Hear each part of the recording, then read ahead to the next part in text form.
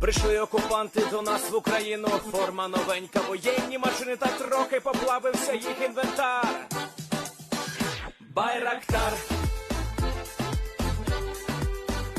Байрактар. Російські танкісти сховались в кущі, щоб лаптем посьорбати довбані щі, та трохи у чах перегрівся навар. Байрактар, Байрактар. Приперли зі сходу до нас барани для восстановлення великої страни. Найкращий пастух баранячих отар. Байрактар, Байрактар. Їх доводи всяке озброєння різне, потужні ракети, машини залізні, у нас на всі доводи є коментар. Байрактар, Байрактар. Вони захопити хотіли нас зразу, а ми зачаїли на орків образу з російських бандитів, робить примар. Байрактар, Байрактар. Російська поліція справи заводить, там пивцю рашистів ніяк не знаходить, хто винен, що в нашому полі глухар. Байрактар, Байрактар. Веде пропаганду кремлівський урод, слова пропаганди ковтає народ, тепер нове слово знає цар. Байрактар. Байрактар. Байрактар.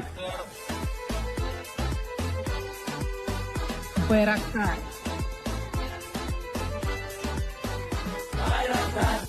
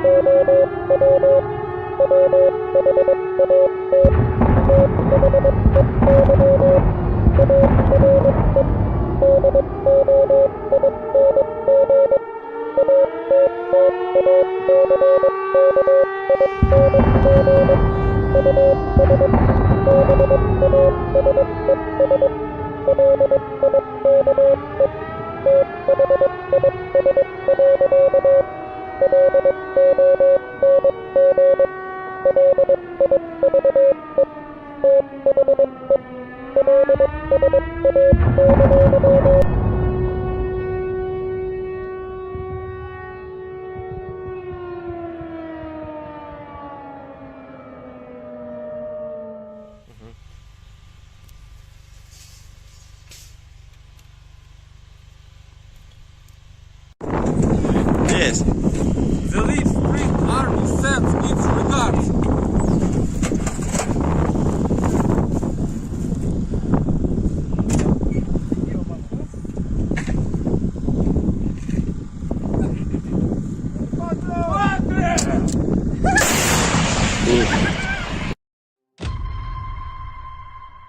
Хотите жить – бегите.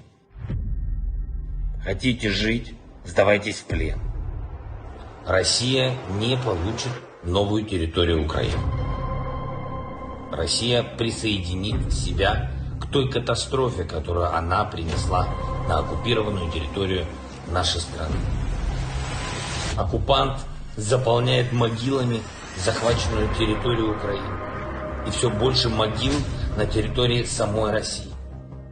Ценой того, что один человек в России хочет продолжать эту войну, кто хочет войны больше, чем жизнь. Ваши жизни, граждане России.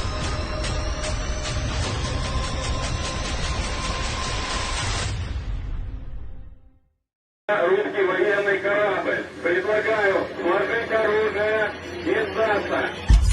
Русский военный корабль, иди нахуй.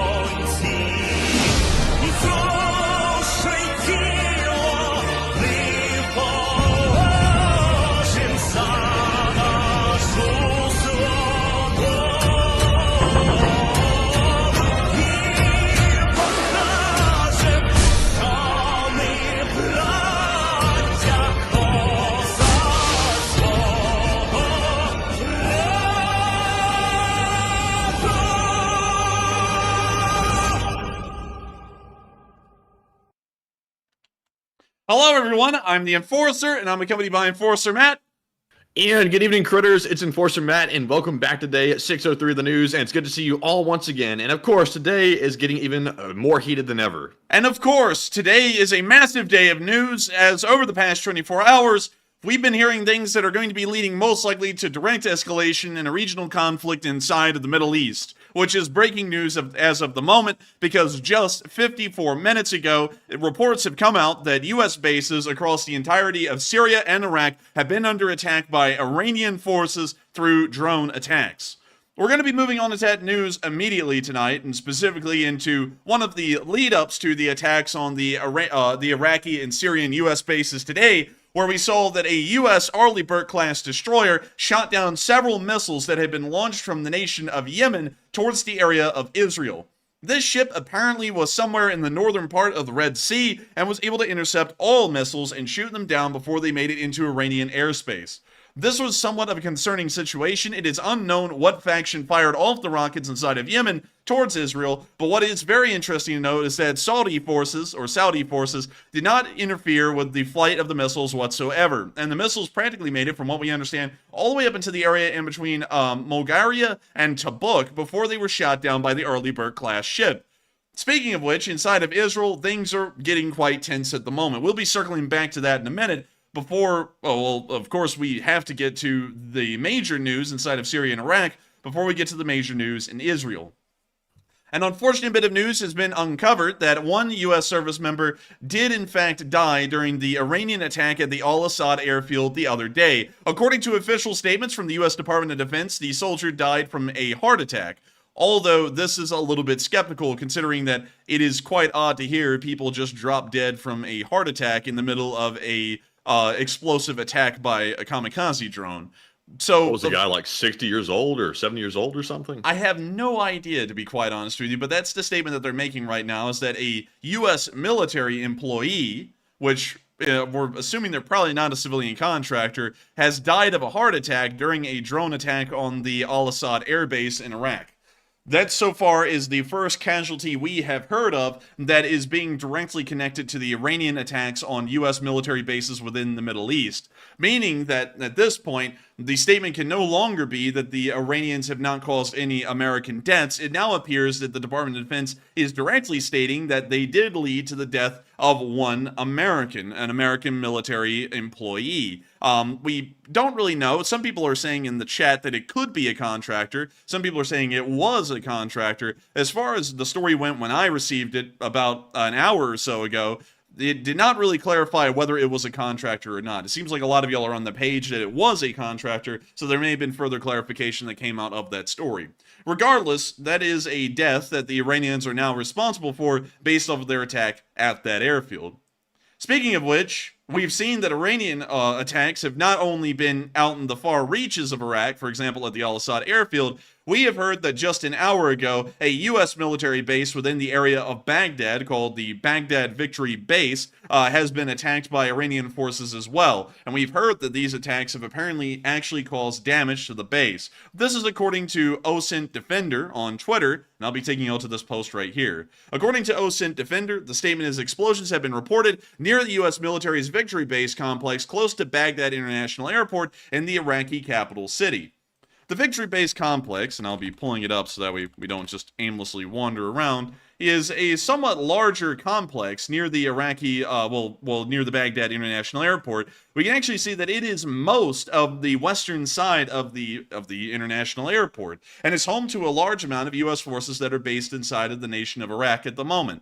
From what we understand, the attacks that Iran has conducted on this airbase today may have caused some damage, and we have no idea of casualties at the moment.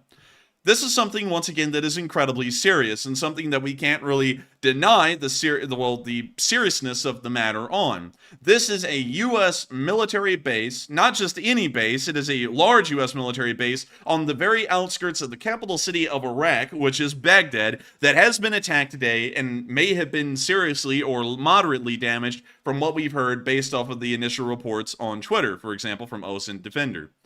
If this is true, this means that the Iranians are not just launching an attack to show their displeasure with the American statements and stance in the Middle East, they are outright going out of their way to attack U.S. military bases and infrastructure in the area, and mostly declaring war on us as an outset sort of situation. These attacks in any other kind of a vein outside the Middle East would usually be considered direct actions of war against the United States.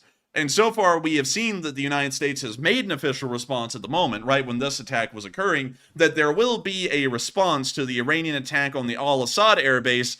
We have not heard what the U.S. response will possibly be to the attack at the Victory Base in Baghdad, and also the 3 Syrian bases that have also been attacked within the last hour. And that moves us on out of Iraq and on into Syria as well, as the attacks did not stop within the area of Iraq. They have now extended on into Syria as well. Just within the past hour, a statement has come out saying that 3 U.S. military bases are confirmed to be under attack right now from Iranian drone forces. We have not gotten specific information on all 3 bases' locations, but we did get one specific base at the town of At Tanf, At Tanf. This is in practically the middle of nowhere as far as Syria is concerned. There's no one really living out here, and this base is something of a holdover of the counterinsurgency operations that the United States was involved in from around 2014 to 2018, when a large terrorist faction controlled the most of Syria and most of Iraq. This is the small base that we're looking at right here. This is the At Tanf garrison, the ATG.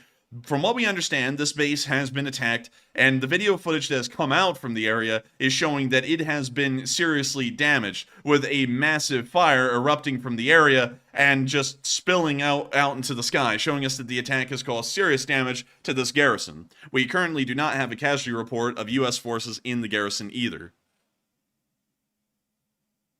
Kind of shocking that they literally just hit like right in the base like that. And this isn't like a full-on U.S. military base, is it? This is like a coalition base, you said? Yeah, this is more so an entirely just U.S. military base. But the thing is that it's not a base like others that you would see, like Al-Asad or the Victory Base at the Baghdad airport. This is more so of a very lightly defended garrison or a fob in the middle of the desert.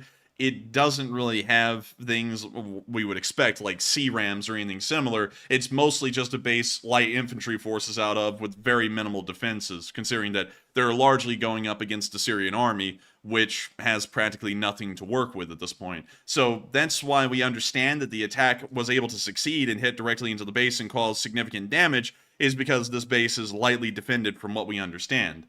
But picture evidence, video evidence has come out confirming that one of the garrisons, the At Tanf garrison, has been attacked and seriously damaged, and it begs the question, what is the American response going to be? It is clear at this point that the Iranians are using their drones in a very similar way to that the Russians are using the exact same kind of drones on the Ukrainian infrastructure within the war in Ukraine. And that is clearly considered an act of war when dealing with the Russians and the Ukrainians.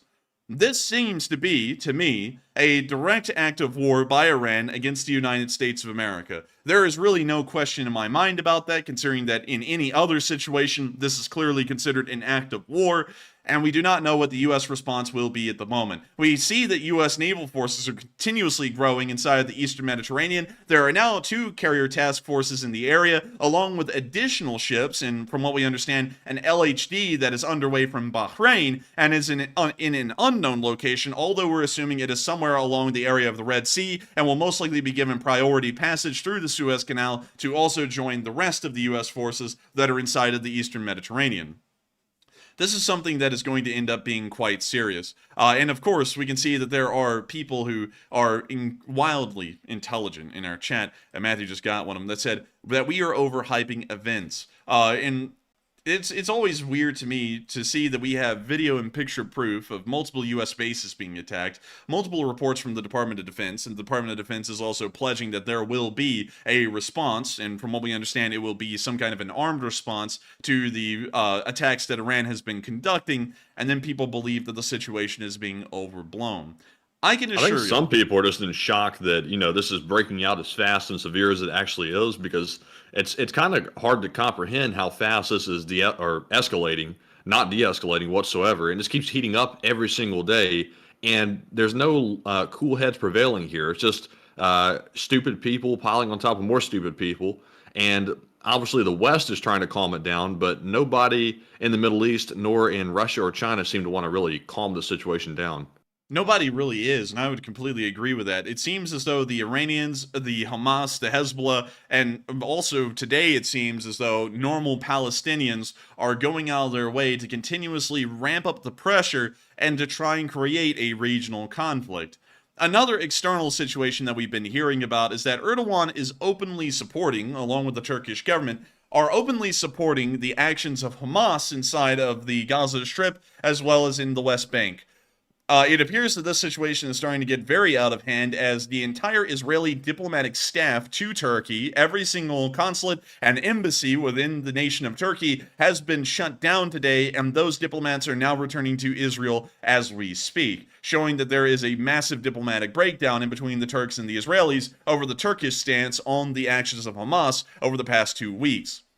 Once again, everything is going down right now inside the Middle East. We have not seen anything like this for about the past 20 or so years since the invasion of Iraq in 2003, or really the uprising of Hamas in the early 2010s. This is something that we will probably see turn into a major conflict in the area. U.S. bases have been attacked before, however, over the last decade. They have been sporadically attacked largely by terrorist groups. For example, ISIS was one of the most common ones to attack U.S. outposts and bases in the area, which is a little bit of a different story compared to what we're seeing with Iran right now, considering that U.S. forces were already engaging ISIS and attempting to destroy them, so that largely made it an armed conflict in between the two. We have not seen a country that is hostile to the United States but not belligerent attack the United States and then go without a response. We haven't seen anything like that yet, and this is really the first time we've seen this so far in the Middle East.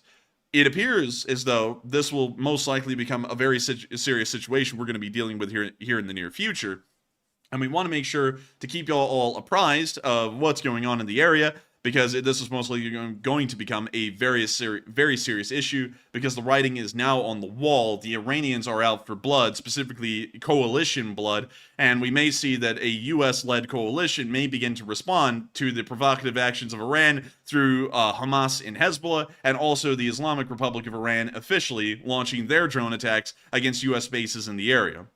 This moves us on into Israel, which is really where this entire thing kicked off about 2 weeks ago. We've seen that Israeli forces are now making an official statement after they were given the green light by the United States yesterday to begin a ground invasion of the Gaza Strip, that their offensive will be beginning within the next few hours.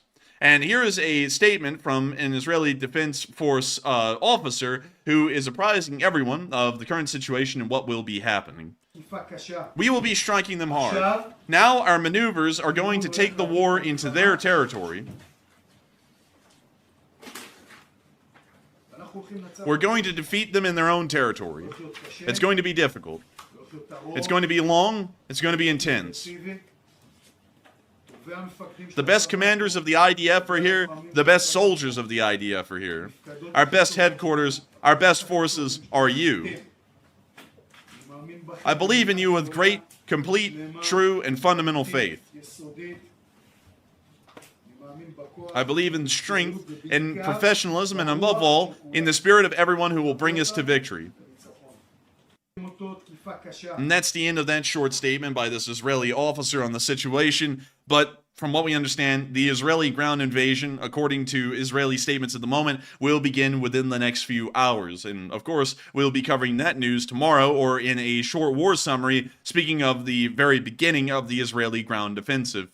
This Israeli officer is not wrong in making the statement that this will be a very long and protracted war inside of the Gaza Strip. Even if the Israelis put in all of their effort, it is a heavily populated area with over 2 million people living within the Strip. Even if a large number of those were able to leave the area of North Gaza, where the ground invasion will be beginning, this is something that will take an incredibly long amount of time. Urban fighting is very slow, and goes street by street and house by house, with every single building having to be cleared, and a very long and also very complex front line being made in between the IDF and the Hamas forces. This means that their progress is going to be incredibly slow, and casualties are already being expected to be quite high on both sides for both Hamas and the Israeli Defense Forces. We are wishing the Israeli Defense Forces the best of luck in this upcoming ground invasion, considering that it is something that must be done to dismantle the Hamas terrorist group's control over the Gaza Strip, and hopefully Hezbollah's control inside of southern Lebanon, and also lightly within the West Bank as well. Of course, I will have to say that what we are going to be watching in Israel, from what we understand, is going to make the war in Ukraine look somewhat tame compared to what's going to be going on inside of Gaza.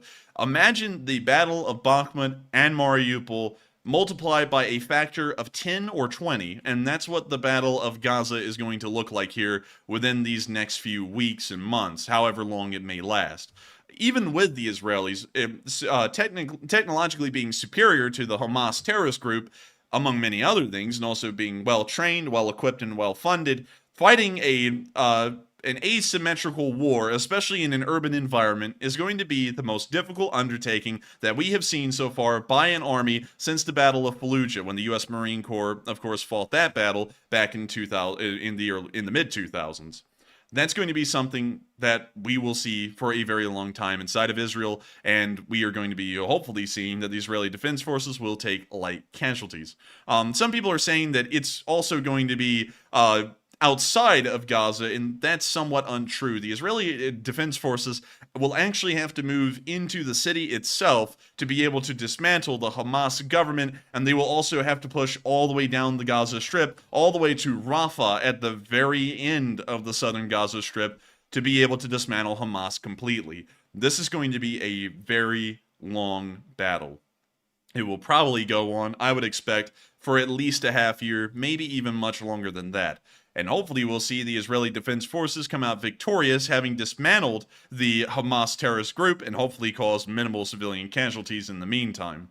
Moving on from that news of the Israeli invasion into Gaza, we can see that the Israeli Air Force is continuing to conduct their airstrikes on the Gaza Strip. But what I'm about to show y'all here in this moment is something that wasn't even conducted by the Israeli Air Force. This was actually conducted by Hamas, and was a bombing of their own design inside of the Gaza Strip, intended to attack people of a different religion.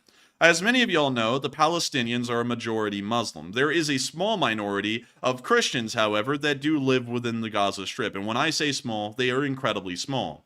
However, there is one church that they have that was destroyed today in a deliberate Hamas bombing meant to target other religions that are not Muslims. Of course, the Hamas group actually has in their constitution, and also the Palestinians as well, that their intent will be to eradicate the Jewish people as well as the Jewish religion. That's actually something that is within their constitution as an article. We have not seen that extend into Christians, but of course, the religious violence is extending on into Christians. This is the remains that we're about to see in this video of the Church of St. Porphyrius, and we're about to see the results of Hamas's own actions within the Gaza Strip to destroy another house of religion for Christians. And I believe this shows that This is a group that is hell-bent on really destroying anything that isn't within their own line of reasoning or thinking. It is incredibly radical, an incredibly violent kind of radical extremism that we are seeing right now. And I actually have been trying, in the middle of law school, to read up as much as I can on how this situation has gotten to where it is today, and it is actually incredibly long. I believe it will require an entire documentary to explain what has been going on, all the way from the Balfour Declaration that the British made at the end of World War I, and what has led up to today in the area, because it is incredibly in-depth as to why the hatred and the tensions in between the two sides is so strong and has persisted even to this point where we see Hamas is going out of their way to blow up churches inside of the Gaza Strip. But here's the clip. You know, real quick before you play this clip, it's wild that, the last time we saw anti-Semitism at a level like this, it was in Europe, during World War II with Hitler and everything. Now we're seeing the exact same thing crop up in the Middle East under a different name now, but it's the same ideology behind it and the same target as last time. It's crazy to see it popping up in a different group, but this exact same circumstances essentially. It is absolutely sickening to see. And what's even more bizarre is that a religious side, and if we treat the Hamas, and we are going to, for the reasons that this is now a war, we are going to treat Hamas, as far as they fight, as an actual combatant group, meaning that they're subject to the rules of war. Religious sites are supposed to be avoided as targets according to the rules of war. That includes synagogues, mosques, churches, cathedrals, what have you, basilicas. Anything that is considered a religious site or a religious building is supposed to be deliberately avoided as a target. And interestingly enough, Hamas has already gone out of their way, not just to kill innocent civilians in the thousands aside of Israel at the beginning of the attack, but now they're also going out of their way to break the rules of war and to conduct deliberate attacks against religious sites inside of their territory. But here's the clip showing the debris of the church.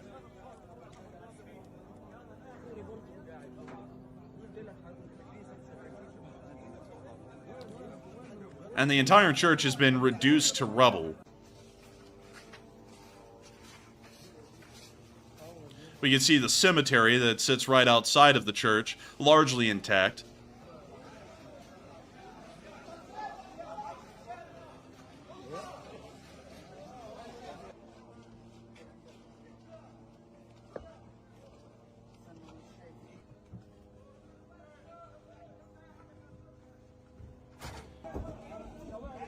And we see some pictures that were blasted out of the church.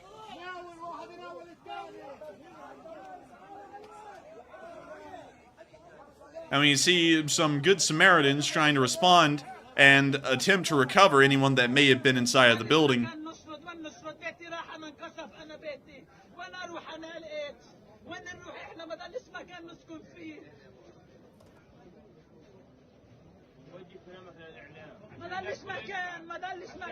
I am a Christian in Gaza. You are impossible involved in Gaza. I am a Christian in Gaza and Muslim in Gaza.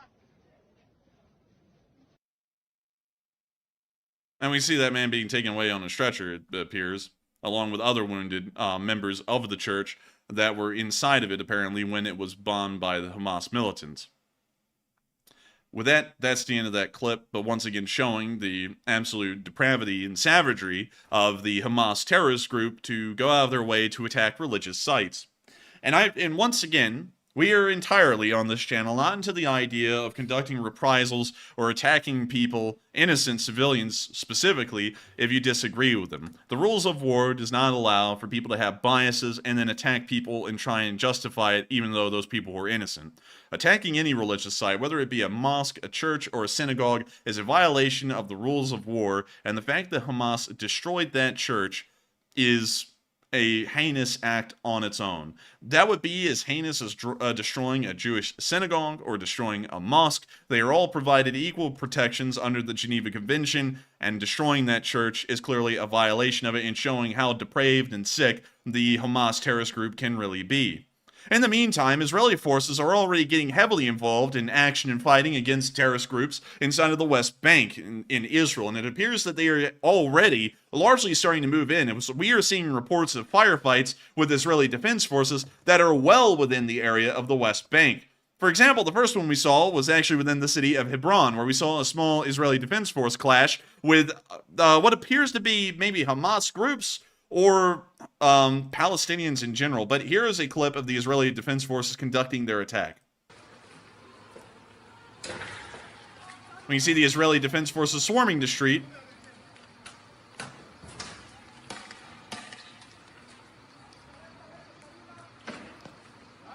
And we now see them moving into an alleyway to the side of the street. We can see an Israeli flag flying over one of the armored cars and also one of the rear cars at the back of the convoy.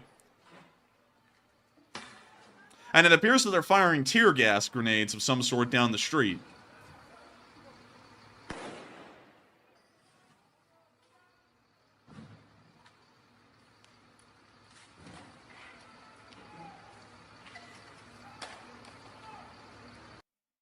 That's the end of that clip right there, but very interesting to see that the Israeli forces are already within the major West Bank city of Hebron and are already engaging in what appears to be counter-terrorism operations and trying to take control of the area. Moving on from that, we also saw a Palestinian clash with the IDF on Highway 60, leading from Jerusalem down towards the area of Hebron in this clip as well.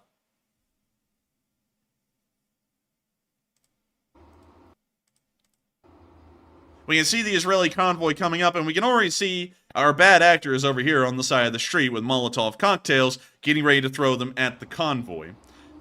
As soon as the first Molotov is thrown, chaos erupts as the IDF forces begin to return fire at these bad actors, whoever they may be.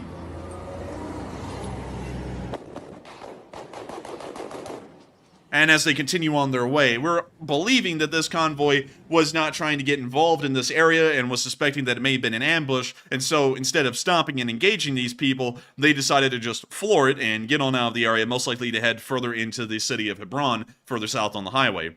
Moving on from that and into the city of, well, actually inside of the city of Yatma and Kabbalan in this general area, we also saw a Palestinian of some kind, we don't even know if he's affiliated with the group, trying to set a bomb at a Israeli checkpoint in the area, and it appears that it prematurely detonated. Here's the clip. We can see the Palestinian right here. And he's moving on down the road. We see him coming over here to the side of the road, and it appears he's working with some stuff. Some odds and ends, you know, the normal kind of IED sort of stuff. Just trying to set it up, get it ready for an Israeli convoy to pass by. But it appears he did something wrong, and it appears that the IED went off prematurely. We're assuming that the IED will not be operational for the Israeli Defense Forces when they pass by. Moving on from that, it appears seems like something a Russian would probably do. Of course, sort of the same mindset there. I would have to agree, sort of the same mindset for the most part. Pretty stupid to go mess with an IED to try and set it up, and then to win the Darwin Award. That man actually did win the Darwin Award. He didn't have to go up to the IED and do anything to it. It was already there, but he decided to go up to it and start fiddling with it to do something to it, I guess. But nevertheless, it appears that he's paid the price for his insolence, and the Israeli checkpoint, the Israeli convoys that may be passing through the area a little later, are going to be in the clear. Moving on from the news in the Middle East, and before we move on, to just give a general summary once again of the area, it appears that tensions, once again, are rising very quickly and, of course, are causing casualties. U.S. bases, 3 of them inside of Syria and 2 of them inside of Iraq, have been attacked by Iranian forces deliberately. And these are not Hezbollah forces or Hamas forces. This is not a terrorist organization that is funded by Iran. From what we understand, according to U.S. statements, the Iranians themselves, the Islamic Republic of Iran, has conducted these attacks against these U.S. military bases, meaning that this is an official action on the part of Iran and will most likely demand direct U.S. military action against the Islamic Republic of Iran for the actions that they've taken over the past 2 days. 1 American is currently dead right now. There may be many others who have been killed right now, the U.S. military bases across the region. And we pray that U.S. forces are safe, of course, and hopefully there are only wounded instead of dead. If there are dead American soldiers in the bases inside of Syria and Iraq, I would have to be quite honest with y'all. We cannot let that slide. That would show weakness in the face of a country that is hell-bent on not only destroying Israel, but also destroying the United States if they ever get the chance. And I believe that this should be taken as the moment to strike against the Iranians preemptively before they begin to conduct even more severe attacks inside of the Middle East or maybe even on home soil here in the United States. Iran is always heavily involved in terrorist operations like Hamas and Hezbollah, and are more than happy to also try and fund and encourage terrorist operations within the borders of the United States itself. We need to make sure to give a serious response to Iran, so that way they will hopefully start to spend more of their attention inside of their own borders instead of looking outwards and trying to project more death and suffering onto innocent people around the world. Moving on from the situation in the Middle East, it is now time for us to get on into the Ukrainian news, which we are also covering tonight as well. Of course, we covered the Ukraine situation, the Israel situation, and now we're starting to cover largely the world situation as far as the United States is concerned. We're going to be moving on into our location unknowns as well, and we've seen today that more Russian offensives have been launched, and more of them have failed, flat on their face. They're not even getting anywhere, and so we're going to be covering that because it doesn't seem like the Russians will be able to help anyone in the Middle East because they're currently not even able to help themselves inside of Ukraine. But moving on into our location unknowns, our first clip is of a Marder in service. And this is actually a clip from United 24 talking about the Marder 183s that have been introduced into Ukrainian service and what they have been doing and what kind of abilities they've given the Ukrainian forces on the front lines.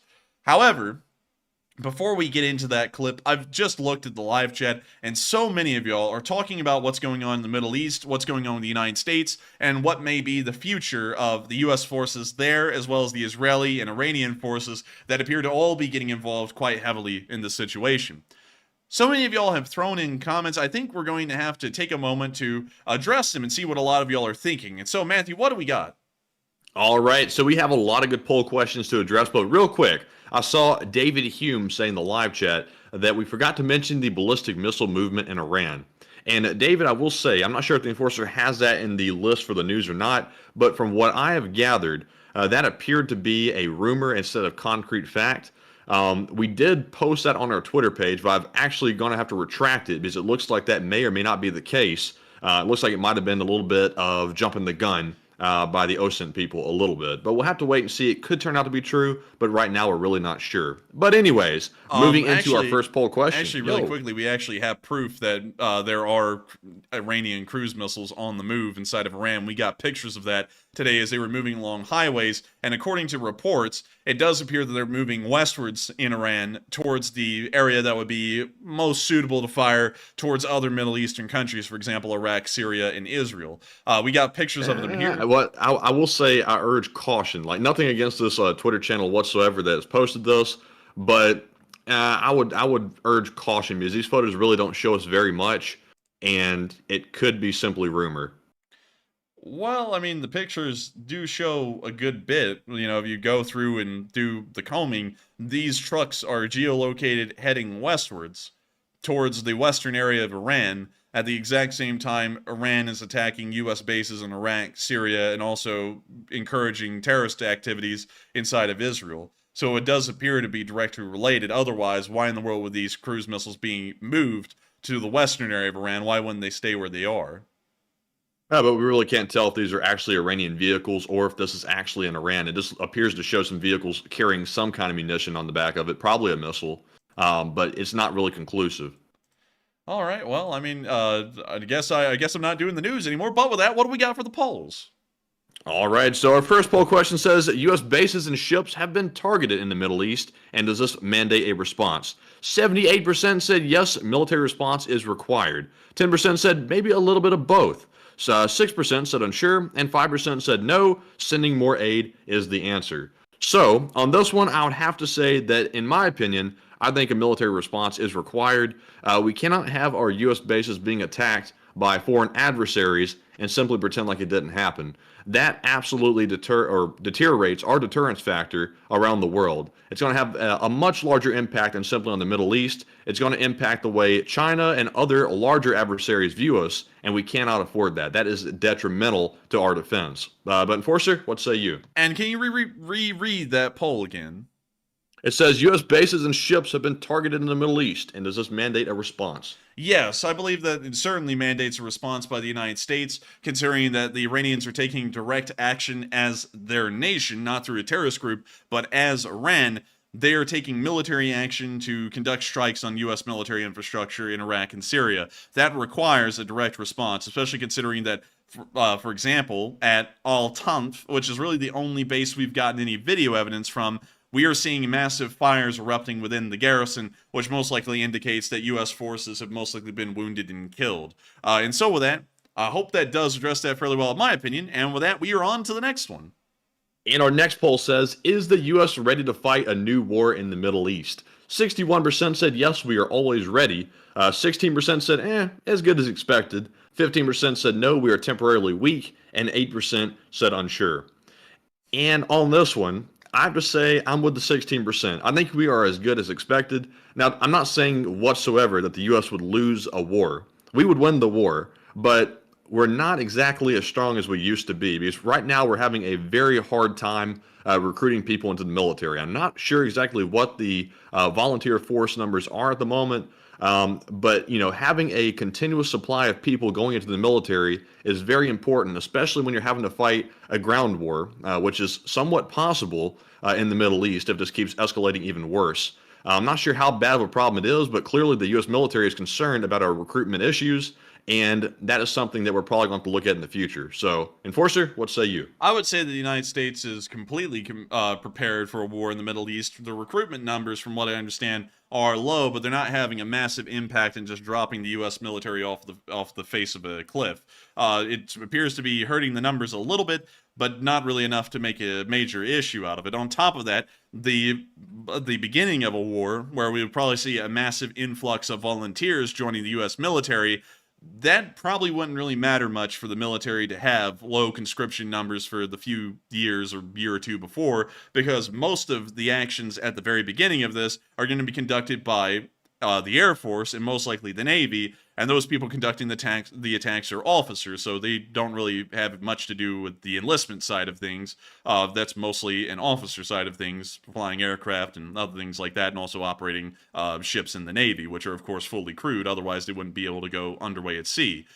We also have a massive number of reserves as well, and also, once U.S. soldiers are done with their contracts, there is a 5-year period afterwards where they can be remobilized and brought back into the military for however long the military really requires. So I don't really think we're in a massive problem manpower-wise. We, of course, are continuously upgrading and modifying our armed forces with some of the most advanced equipment we've seen. That's why we're able to send ATACMS into Ukraine, is because we're already getting replacements for the ATACMS, among many other weapon systems. So I would certainly say that we are 100% prepared to go into the Middle East. The United States is always practicing a doctrine of constant readiness, meaning that the U.S. military has to be ready to go into a full-scale war within 24 to 48 hours. And so going off of that, I would have to say I have pretty high confidence that the U.S. would be able to respond to whatever happens in the Middle East at the moment. And if it isn't, for some odd reason, it will be able to get up to speed by the time ground forces get involved, which would most likely be a month or two after initial engagement. But with that, hope that does address that fairly well, at least in my opinion. And with that, we are on to the next one. All right, and we are fresh out of poll questions, so thank you all very much to the critters for voting on our 2 polls. Very interesting questions. But with that, we are moving on into our Super Chat questions. And up first, we have a very generous $100 donation from Ron Frayne. And that is Ron's first ever Super Chat of the channel. So huge shout out to you, Ron. And thank you for helping to keep our entire operation running and us reporting on the news and the coffee brewing. Ron says, buy some popcorn. It's about to get real. And buy some bullets. It's about to get real. I'm telling you. And thank you so much once again for the support, Ron, and helping this channel to keep on running, and also throwing in, according to YouTube, your first Super Chat. That is a massive Super Chat and helps us to keep this channel running. And we thank you so greatly, because your generosity to us helps us to be able to do this as a job. And we are going to be whipping out the popcorn, because it's about to get real. But if it got really real and the U.S. military did start to get involved, I would probably seriously consider seeing if the Army would take me to go through officer training school and to try and become a second lieutenant or something like that. Because when it's a war like the war in Ukraine, I'm all for supporting them. But of course, volunteering isn't a mandatory thing. It's not the United States. It's something outside of that.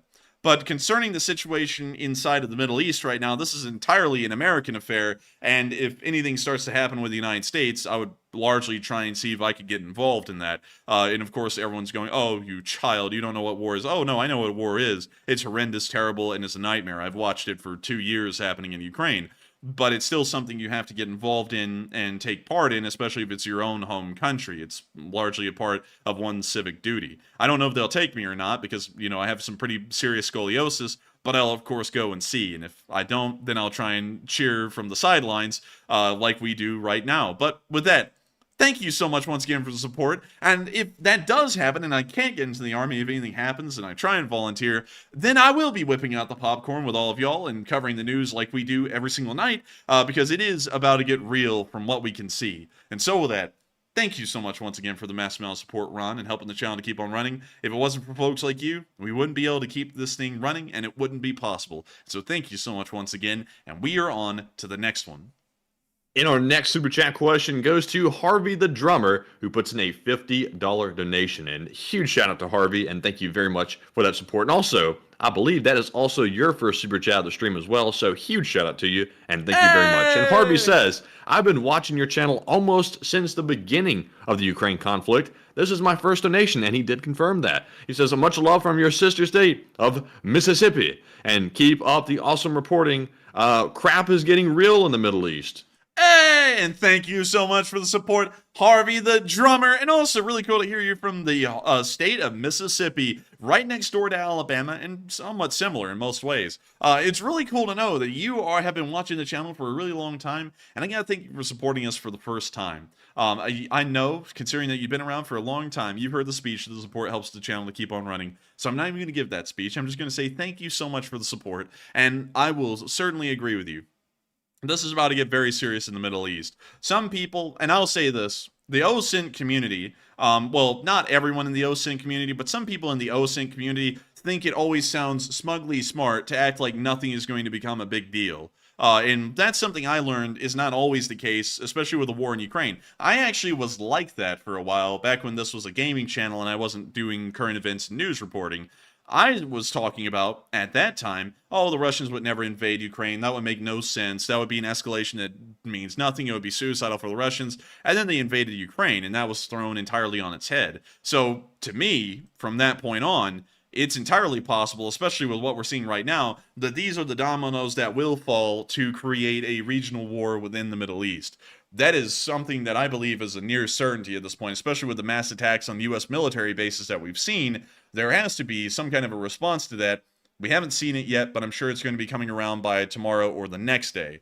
But still, thank you so much once again. One thing that was interesting, because the U.S. president did come out today and make a Oval Office address, which is somewhat rare for the presidency or whatsoever to make that statement.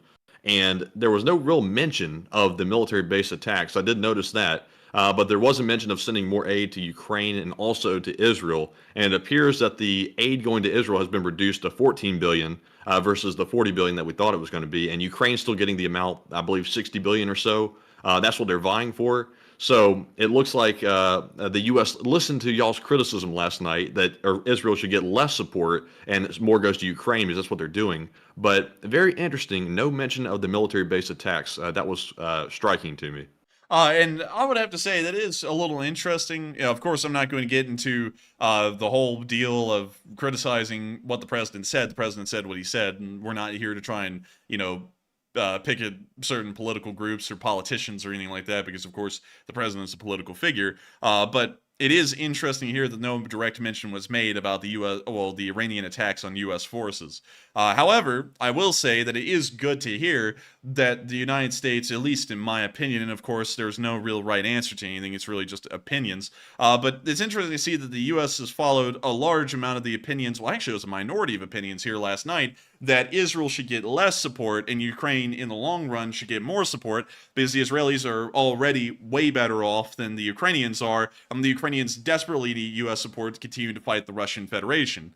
So pretty interesting to see that. That was pretty much dead on the nail as a opinion last night, at least on my end, which is pretty interesting to see. And also very interesting to see that that was one of the minority decisions last night. I think it was like 20% of the vote, and that ended up being what the United States did. Honestly, I think it's a smart move. And while in the war in Ukraine, I've always said the U.S. pockets are deep and endless.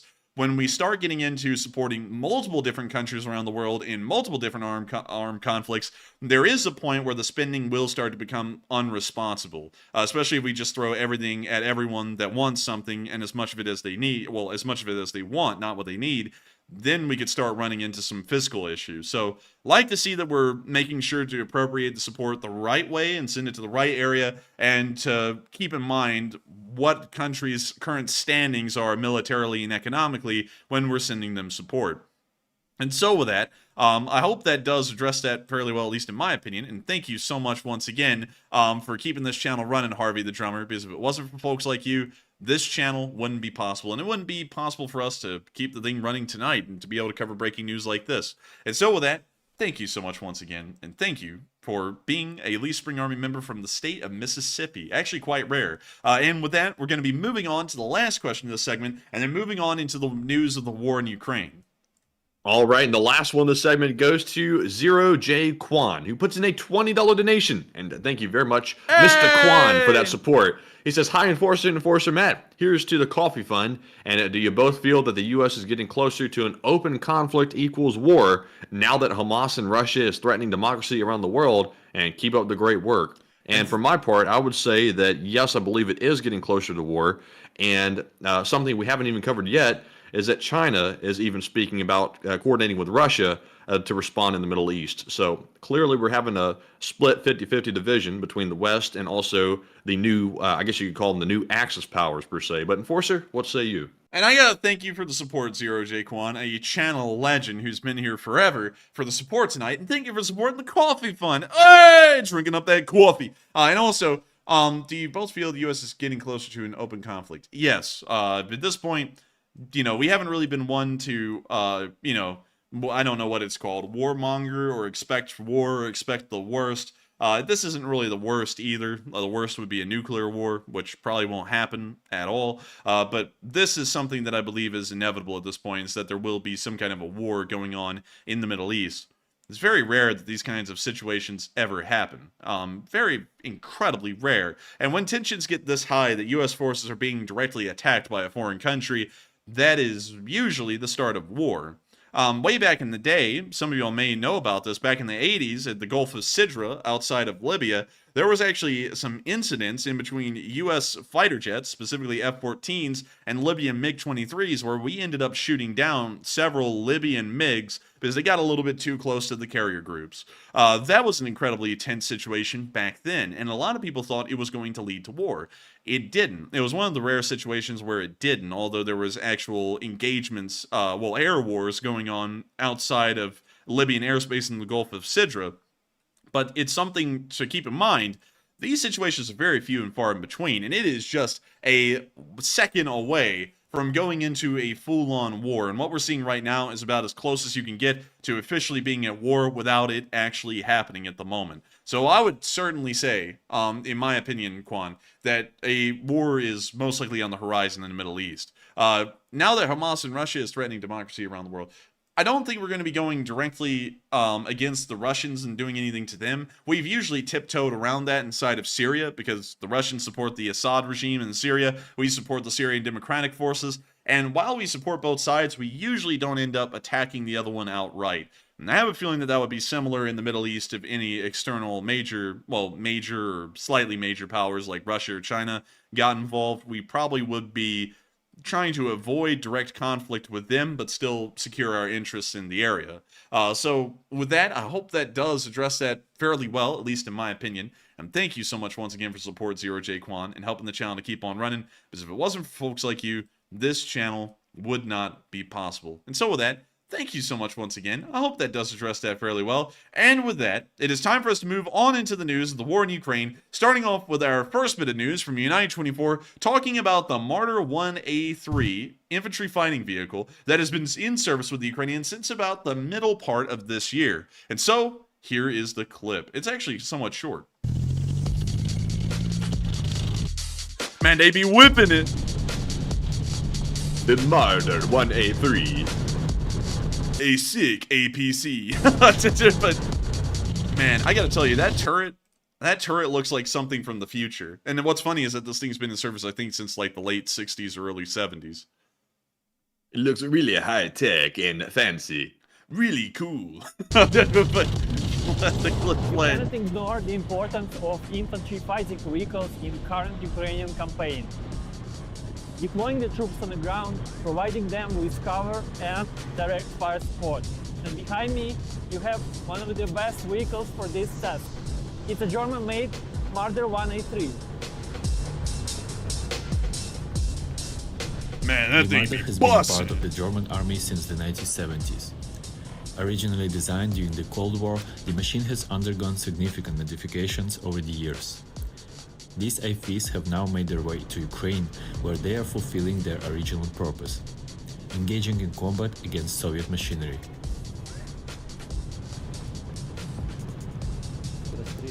First, it quickly identifies the enemy. Secondly, it engages the enemy very quickly. Marders were provided to enhance the Ukrainian counteroffensive campaign. The real heroes are the infantry squads that storm the trenches. They require proper protection. The Marder's primary counterpart on the Ukrainian battlefield is the BMP-2, which is Russia's most commonly used IFV. Volodymyr, the gunner of the Marder, has experience on both of these vehicles. The Marder identifies and engages the enemy very quickly. In the same time, the BMP fires 15 to 16 shots. The Marder fires 150 to 200. And you actually Damn, have to dude, that thing can whip it. Look at that. It, man. Man, look at that. 150 to 200. Dang, dude, he would not want to see this thing at a track meet. It's going to put your little Nissan to shame. And you actually have to hit the target first from the BMP because it does not have such advanced aiming mechanisms. This guy's Oakleys are sick, man. There is He be not only the dripping. rate of fire. When confronting the BMP-2, the Marder's 20mm armor-piercing rounds penetrate the hull of That the thing's BMP, only, wait a minute, that thing's only got a whereas 300 the horsepower 30mm motor in it? Yeah, The BMP-2? Yeah, it's got no power. Dang, man, that's underpowered, man. 600 horsepower seems appropriate for a vehicle that weighs that much. I know the Marder is like twice the weight, but still, it's, 300 horsepower. That's like what a 4Runner or something has, like a Toyota. Yeah, I mean, it doesn't really have a lot of horsepower at all. And that's actually something, a bit of a misnomer about a lot of tanks and equipment out there, is that a lot of people think they have loads of horsepower. An M1 Abrams, I think, only has about 1,200 horsepower for around 70 tons of weight. So that's actually quite a low amount of horsepower when you think about it per tonnage. And also, it's largely the same for most military vehicles. But where they kind of fall short in overall horsepower, they make up for, of course, in torque. Torque is huge on these kinds of APCs and tanks, and that's why we see that their horsepower is a little bit low. It's not really about top speed or anything like that, it's just more so about torque, and that's about it. But still, pretty interesting to see these two compared together. I actually didn't know that the Marder weighs about the same as a Russian main battle tank. A Russian main battle tank weighs about 35 to 40 tons. This thing weighs about the same as a T-72A, and has a pretty similar amount of horsepower to one as well, so that's actually pretty interesting to see. The caliber gun cannot reach the infantry inside the Marder.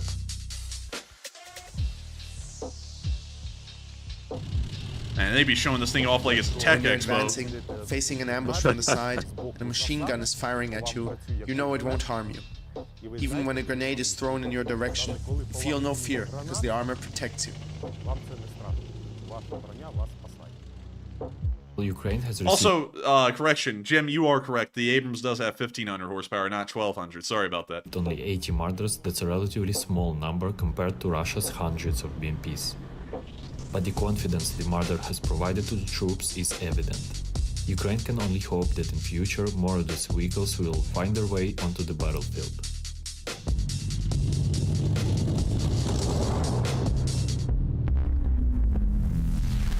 And that's the end of the clip. But of course, from United 24, with love, very nice to see a little video being made about one of Germany's older APCs. And if I'm correct, let me pull up German IFV. Let me make sure I have this correct. Yep, yeah, so funnily enough, the reason why the Ukrainians are getting the Marders is because the Germans have actually got a little bit of an upgrade up their sleeve already. Have you heard of the German upgrade, Matthew? To which vehicle again? Well, the German upgrade at all. Do you know what vehicle replaced the Marder in service? I have not. Introducing the Puma, the brand new German armored personnel carrier for a brand new age. This thing is sick. I mean, this thing is heavily armored from what we understand. Well, for an armored personnel carrier, an infantry fighting vehicle, this thing is armored to the teeth. It has a pretty decent amount of firepower as well, if I remember correctly. And let me just go and look just to make sure. The main armament is a 30mm autocannon, meaning that it has pretty much the same caliber as a BMP-2 would with the 2A42 autocannon. This thing packs a punch. And also, if I remember correctly, I believe the turret is completely unmanned. It's an automated turret on the Puma. So you can. I like the design of it too. It looks pretty nice. This is, I guess you could call it the Puma Verwaffen und Munition 1 in Meppen. Yeah, I mean, just reading off the entire damn down there, Matthew. The Winterhinische didn't. I'm not even going to read it. Forget it. But still, a really nice APC. They have about 350 of these in the German army, and that's why we see that the Ukrainians are getting the Marders, is because the Germans already have a replacement to the Marder that's in service right now, and so that's why they have the Marders freed up to be able to hand over to the Ukrainians. And that's always something that I find quite funny from a pro-Russian argument, is that they're always saying that the West can't give up these vehicles, like the Marder, and sacrifice them because they have nothing to replace them with.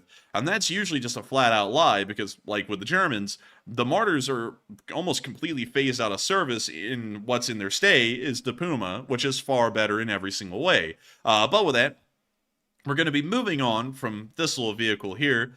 Absolutely sick. And also, by the way, some of y'all are joking about the name Puma. I know there was a little Puma in World War II that the Germans had that was like an armored car with a 57mm gun on it. These things actually were considered fairly good at the time. So yes, I know.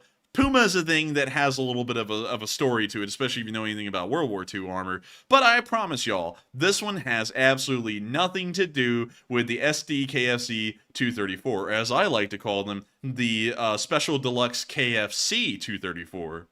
But anyways, we're gonna. I gotta say that they could have come up with a better name than Puma. Like they've had like the Germans actually come up with some decent names for their vehicles, like the Tiger and stuff like that. But I don't know about the Puma. They could have been a little bit more creative than that.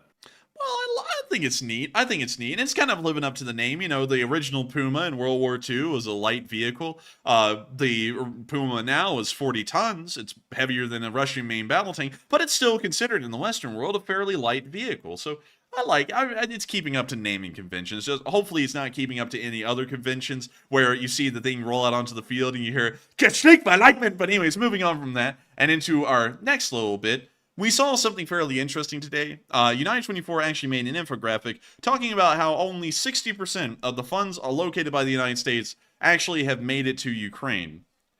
And really quickly, I'm actually going to have to tell y'all, while we support Ukraine through and through, I kind of disagree with what this infographic is trying to get at. And this is why I'm showing it, is because this is something we've heard a good bit and has also been directed at this channel as well. And it's also been a complete baseless lie when directed to this channel, but this is something I don't really like to see.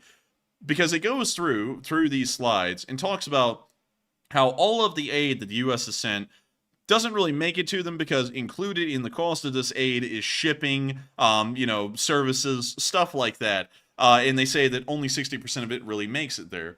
But the thing is that that's incredibly misleading. the United States has provided $115 billion of support.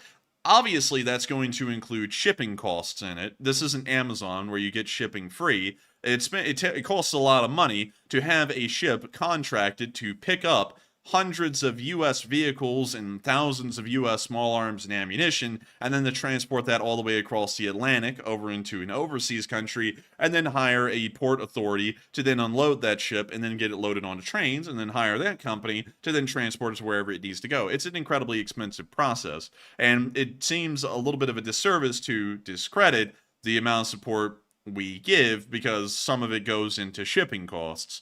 That's kind of what's already expected. So, didn't really like how that was being put, and I was just wanting to point that out right here, because if you see people saying only 60% of it makes it, no, 100% has made it, because we had to put in shipping costs to even get the tank there. Otherwise, it will never make it there. Because we could give them 300 Abrams, and just consider that to be the loan cost alone, but how are they going to make it from Anniston Army Depot in Alabama to Ukraine without us providing for the expenses of shipping these things? That's kind of something that I think is important to point out. You have to spend money to ship things, especially massive bulk amounts of it. And so, really quickly, I'll be moving on to the part that I kind of broaden the question here. This amount was kind of a little interesting to point out. They say the support of U.S. forces in Europe. The aid package includes funds for the additional costs of these deployments, such as transportation, billeting, and a small amount for personal benefits. The packages also include enhanced cyber defenses and increased intelligence operations in Europe.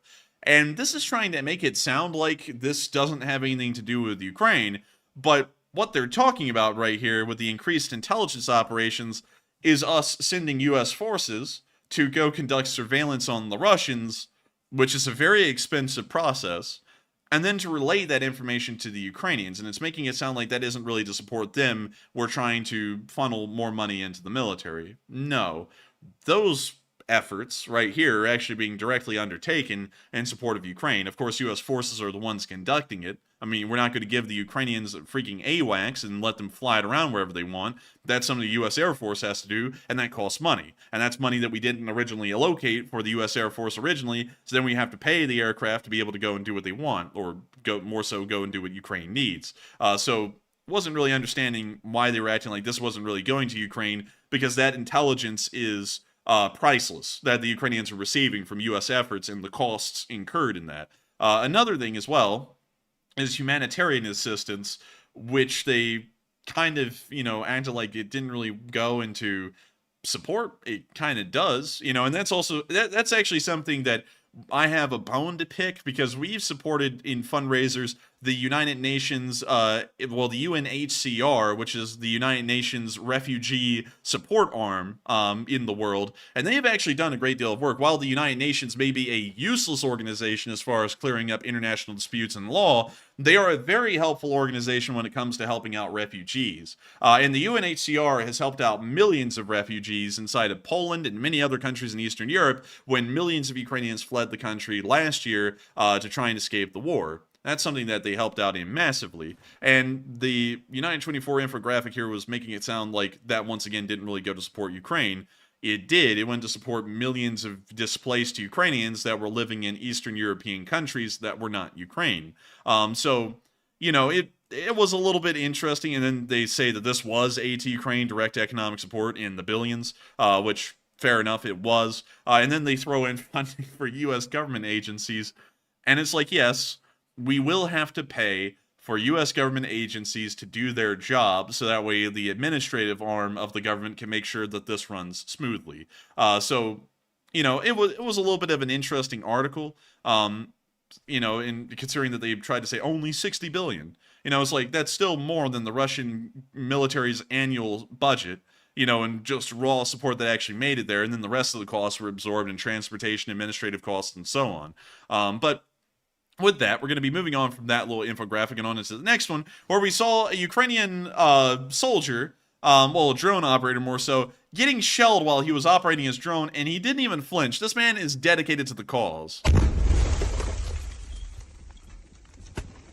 He's seen too much blood. Man, he was like, must be raining. And just got right back to work. It's like, man, huge respect to that guy.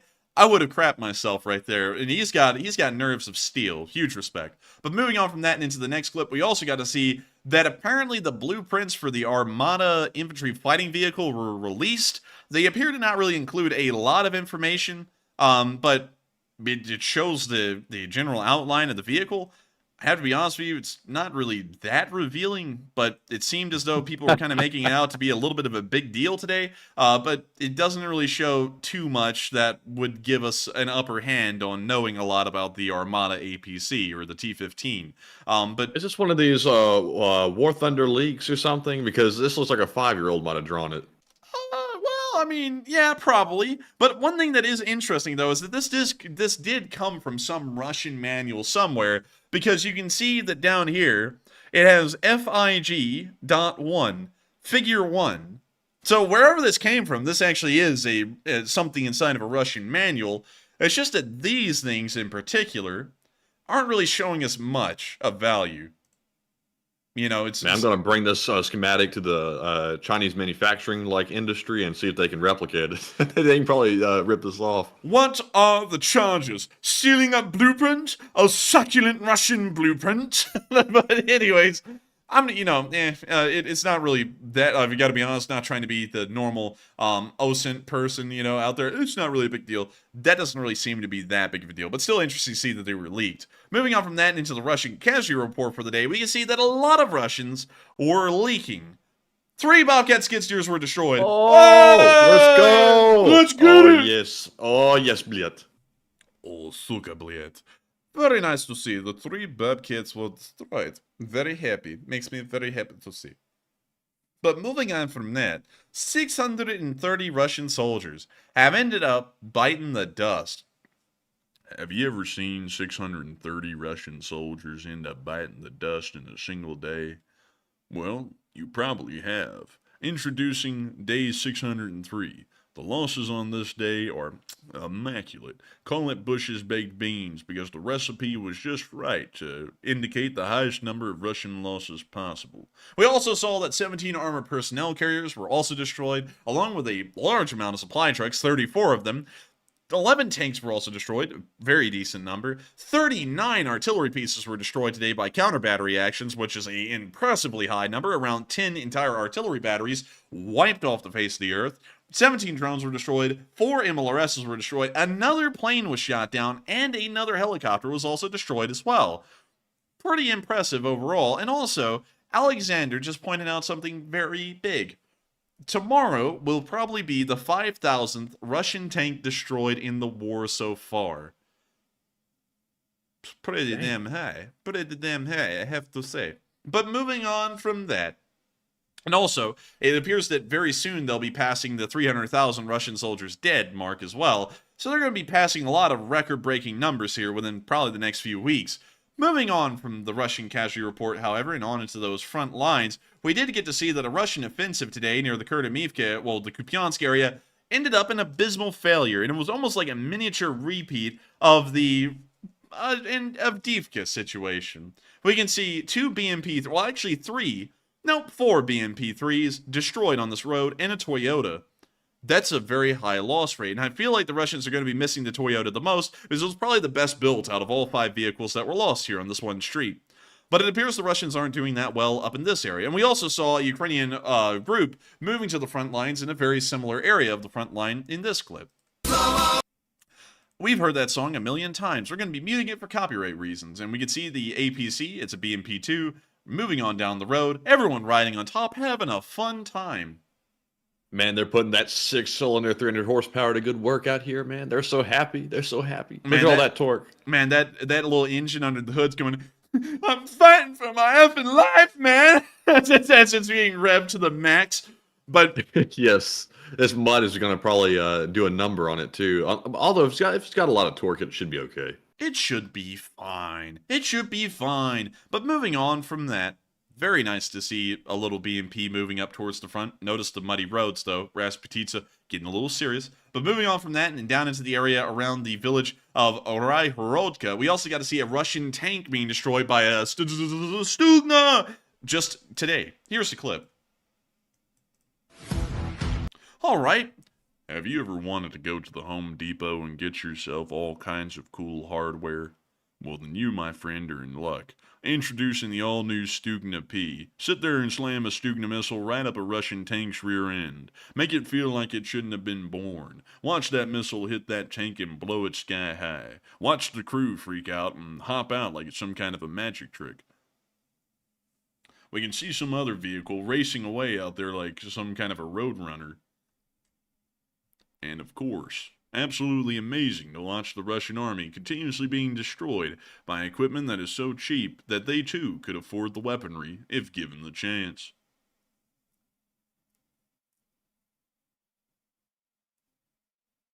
We can now see them firing the Stugna at a second target further down the line, and it appears they're going to be hitting it dead on the nail. And they got it. And that's the end of the clip right there, but gotta say, absolutely wonderful to see a Ukrainian Stugna knocking out some Russian tanks. Moving on from that and into the area of Kremenna, we also got to see a Ukrainian drone finding some dugouts in the Kremenna forest and digging them out a little bit further. Check it out! Alright, we got the sounds of the damned playing over the loudspeaker, so, And we can see the drone looking for some Russian outposts, flying through the trees, pulling up, and then going to another area, and then coming back in again, and then looking around a little bit more. Camera's getting a little bit blurry this time, and we can see it doing it a third time. Third time is the charm, after all.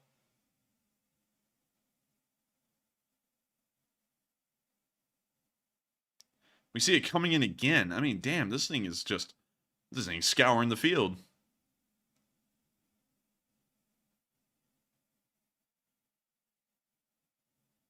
And when you see a boggy marsh down there, that's going to give all the Russians Legionnaire's disease. Have fun, Russians. Man, they're going to go, man, I feel like a Legionnaire. Oh, no.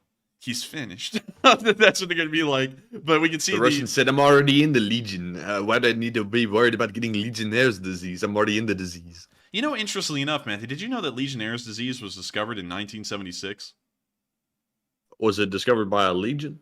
Actually, it was a disease. Well, it was a bacterial infection that ended up killing tons of American veterans that were a part of the American Legion, you know, the veterans organization.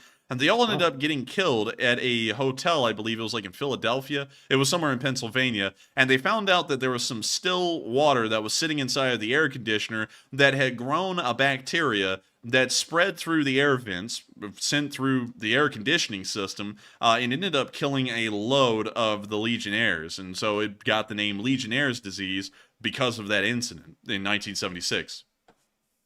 Well, you see the drone coming on down? Found some Russians, and it appears it's giving them Legionnaire's disease. He said, man, that man was mugging. He went, whoa, whoa, whoa, and then the drone came on in.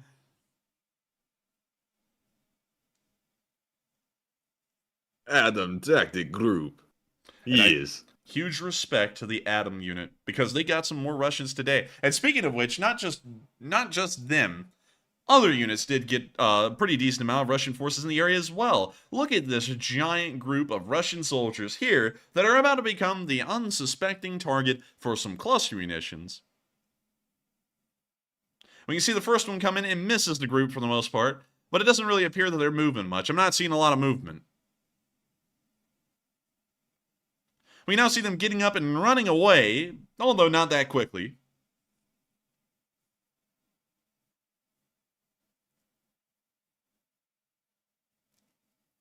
Mark Gagne said, it feels like the polls are the tests after the lesson. Man, Mark be going off. Man, it's worth 40% of your grade. Man, this is the only exam you're getting in this class. Oh man. But we can see we can see the Russians kind of meandering their way out of the area. They're not moving fast, though. I mean, they're going at a walking pace right now. And we can see the drone trying to spot the large group again. And we can see some cluster munitions coming down again on the area. we're not really getting a good look at where those Russians are anymore. We can see some guys that appear to be spread out on the tree line here, making it a little bit more difficult for the cluster munitions to take all of them out in one go. Oh, we can see a large amount of them, though, are getting on the move again after the shell impacted, and it appears they're trying to get out of the tree line and make a break for it. That's probably not going to work for them.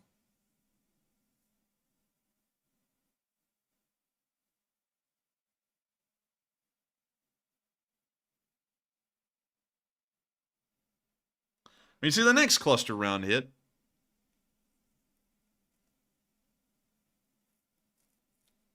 And also, while we're watching this, saw an interesting comment in the live chat saying that I misunderstood the infographic because what Ukraine is saying is that most of that support, well, 40% of that support is being spent in U.S. markets on U.S. goods and services and such things like that. No, that's actually what I understood, but that's a little bit misleading to say that only 60% of the support made it to them, because without those goods and services that we're buying in U.S. markets, none of that support, the 60% that actually makes the Ukraine, will make it there. It's like saying, you know, Amazon can run their business without the shipping side of things. It's going to be very hard to fulfill orders without the shipping side of things. And so it's like saying, you know, oh, you know, Amazon, they don't make pure profit because they have to include, you know, the costs and maintenance of their massive shipping fleet. And it's like, well, you know, they wouldn't have any profits or anything without the massive shipping fleet and the costs that come with that.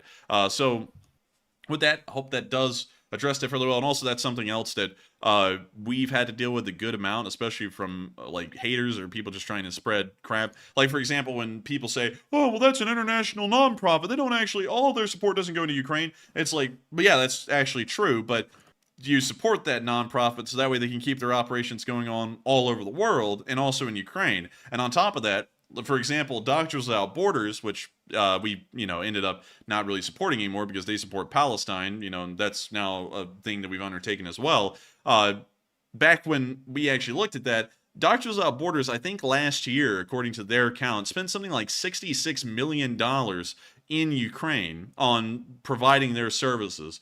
No other nonprofit that I have seen has even gotten close to that number of $66 million spent inside of Ukraine. Like, you know, you can go and get bandages and little drones all you want and spend like $10,000 or $20,000 doing that.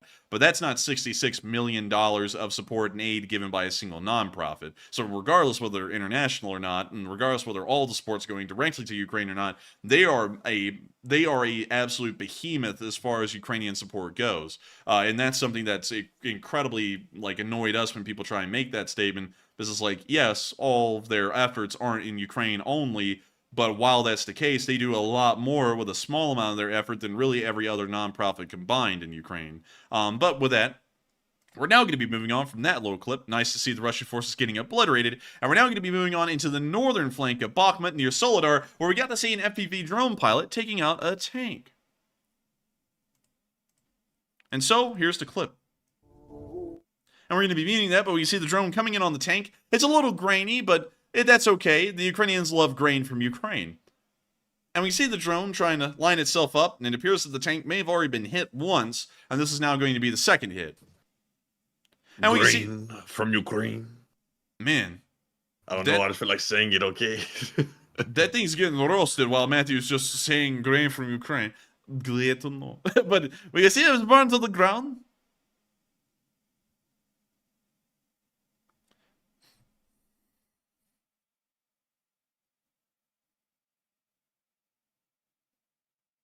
And that's the end of the clip. Very interesting and nice to see another BMP getting destroyed. And with that, we're now going to be moving on into the center of Bakhmut, where we also got to see a Ukrainian Mi-24 launching some unguided rockets into the town to hopefully hit Russian forces.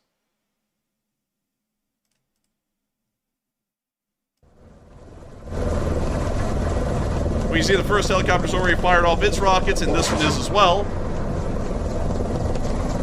That's now popping off its flares, taking a left bank, and getting on out of there.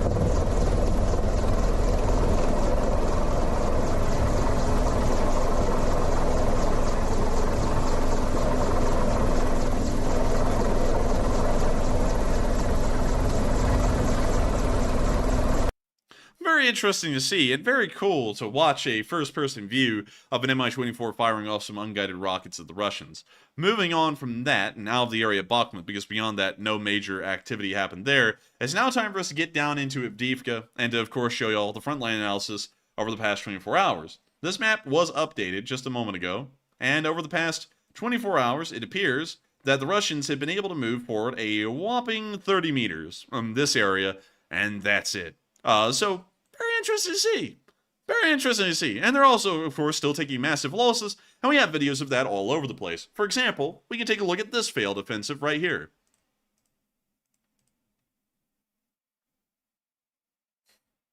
We can see an entire Russian column burning in the field today. Completely destroyed.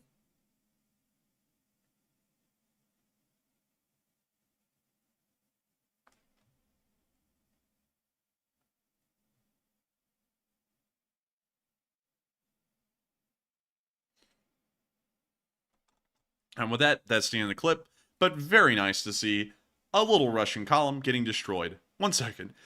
Alright, and so with that, damn. we're on to the next bit of news. We got to see a couple of BTRs were completely destroyed. That one actually flipped over. These two appear to be side by side but burning. This one appears to have just been abandoned, and that one's a charred mess. And then we can see a couple of Russians just kind of hanging out in the middle of the wreckage. All in all, a lot of them were destroyed. And these things are about $500,000 a piece, so fairly expensive losses just in this one picture. Moving on from that and into our next bit of news, we also got to see even more Russian tanks burning in the area of northern Avdiivka.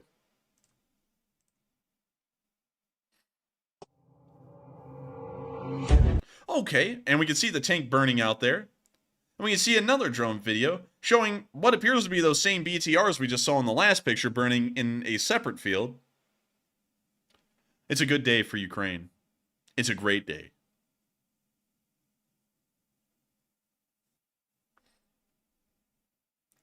Toasty.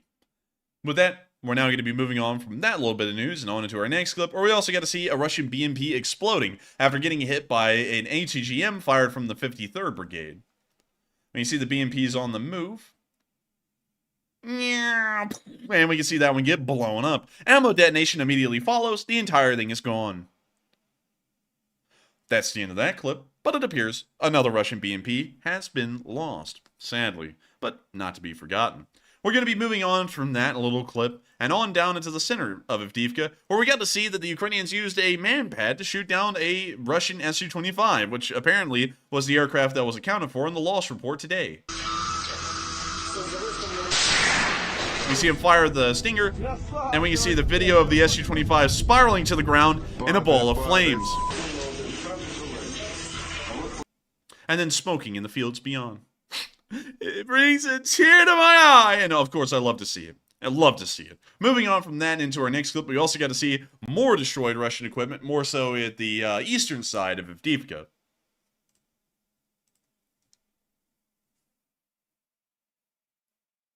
We can see multiple destroyed Russian vehicles. But you know one thing the Ukrainians can't destroy is the Russians' unlimited liquor supply. Oh, they can, though. It's possible. Is it?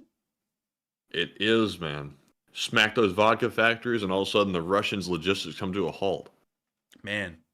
Imagine what would happen if they did that, though. I mean, like, really. That would probably cause actual riots in Russia, because people would be sober enough to actually realize that their life sucks. Probably so. It'd probably make the Russians more pissed off. Maybe make them actually, like, wake up. Man, they'd be waking up a little too much at that point. They'd be going, man, my liver is dying! My freaking liver! They'd be woke. But also... Say what? Never mind. Moving on from that and into the city of Donetsk, we also got to see the Battle of Avdiivka from a distance. Apparently that was a duplicate of the Palestinian video. We actually had a video showing the night sky and the artillery battle going on in Avdiivka, but apparently it appears that video wasn't moved over. Moving on from that, we also got to see some Russian tanks getting hit in the southern flank of Avdiivka. When you see the drone flying on in, this was also actions conducted by the 53rd, hitting the side of the BMP and taking it out. And we can also see a T-72, that is not a T-74, that is a T-72 that is being hit.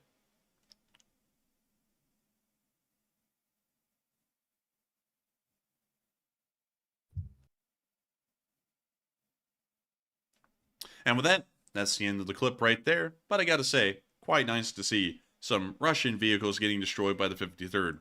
And moving on to our next clip, we also got to see a tank getting hit and the crew immediately abandoning the vehicle. We can see our tank here scooting along. And we're going to mute that. But we see it get hit and blow up significantly. And the crew... I saw pieces go flying off of it. You heard the spring noise. Bing, bong. Bing, bing, bong, bong. Then now we can see the crew bailing out and running for the hills. And there they go. Look at them go. And that's the end of that clip. But that appears to be a total loss for the Russians. Moving on from that, while for some reason I get a very sniffly nose, hopefully that does not mean I'm coming down with plague, we got no news from Volodar, Velika Novosoka, Huilopol, or Pyatkikatki. We did, however, get some clips from the area around Robotyne, as it appears that the Ukrainian offensive is still going on in some degree in the area.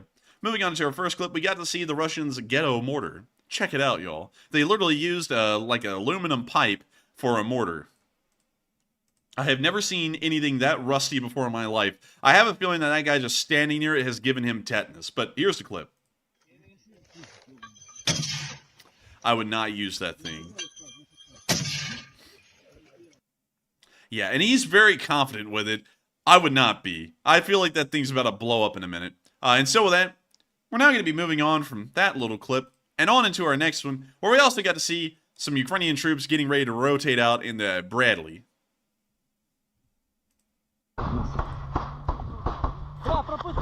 We see the soldiers here preparing to hop in the Bradley. Battle going on in the distance. And here comes their support. Засыпаемся? Добро, давай.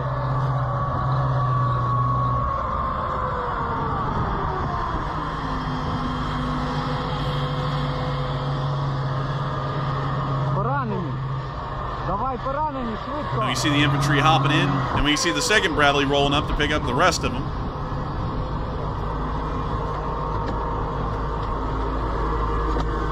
Візьми кулемет. Далі беріть на руки.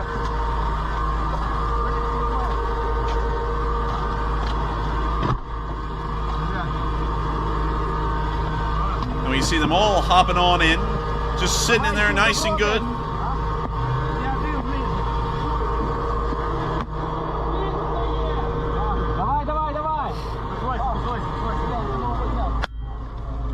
See them all cramming in here.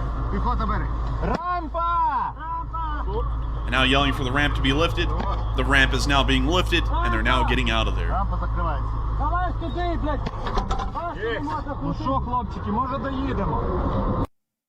That's the end of that clip, but nice to see them getting rotated out so that way the next unit can take their place. Moving on from that, we can also see the Russian forces having a APC unfortunately lost in the area today. Here's the clip. There it is. Blowing up smoke.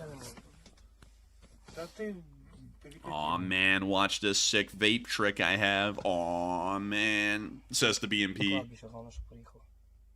The BMP vaping? Oh, it is.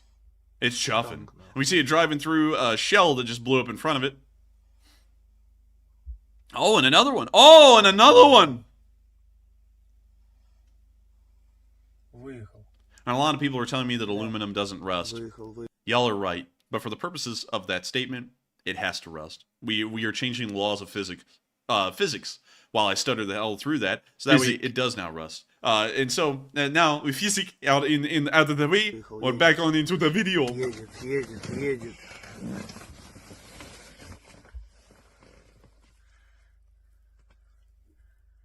We see the BMP racing out of there. He's trying to get the hell out of there, but it's not going to be lucky today. Not lucky today, Jack. Whoa, whoa, whoa, whoa, we're going to get him, Jack. We're going to blow him away, Jack. Don't maybe put Jack over there on you. Oh, it's about to go up in a ball of flames, Jack. Any minute now. Okay, maybe it won't. I swore it did the first time I saw this, but apparently not. But anyways, moving on from that. We're now getting out of this clip, Jack, and we're moving on down. Well, actually, moving on up towards Kyiv. Oh, wait a minute, hang on. Yep, yeah, we're moving on towards Kyiv, where we got to see a Gepard in action today. It was pretty cool. Check it out. Look at it. Look, pretty cool. It used to be from Qatar, but now it's used by Ukraine. Pretty neat. Like to see it. Love to see it. Look at that. It shot down 5 Shaheeds.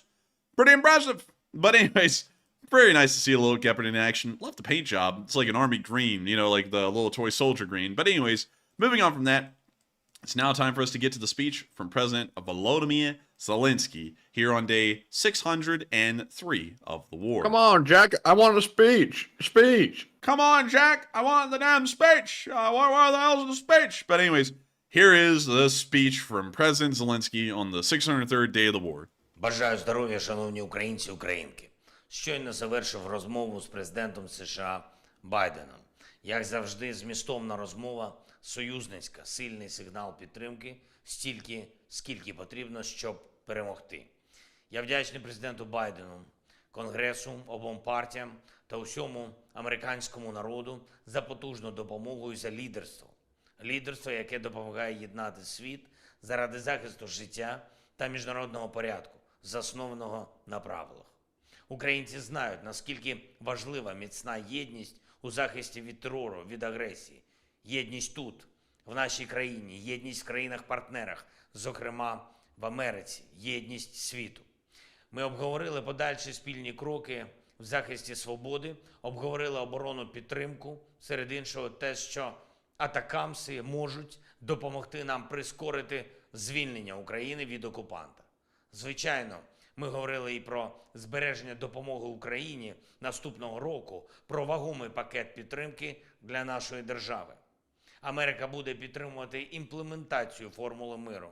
І я поінформував президента Байдена про наступну велику міжнародну зустріч щодо формули миру, яка відбудеться на Мальті цього місяця. Я запитав президента Байдена про його візит в регіон Близького Сходу та про його погляд на подальший розвиток ситуації. Однаково сприймаємо той факт, що треба уникнути подальшої дестабілізації та розпалення війни ще й у цьому регіоні світу. Українці та американці, ми співчуваємо усім жертвам трагічних подій. Україна готова працювати разом з Америкою і з усіма партнерами заради того, щоб стабілізувати ситуацію і врятувати якомога більше життів.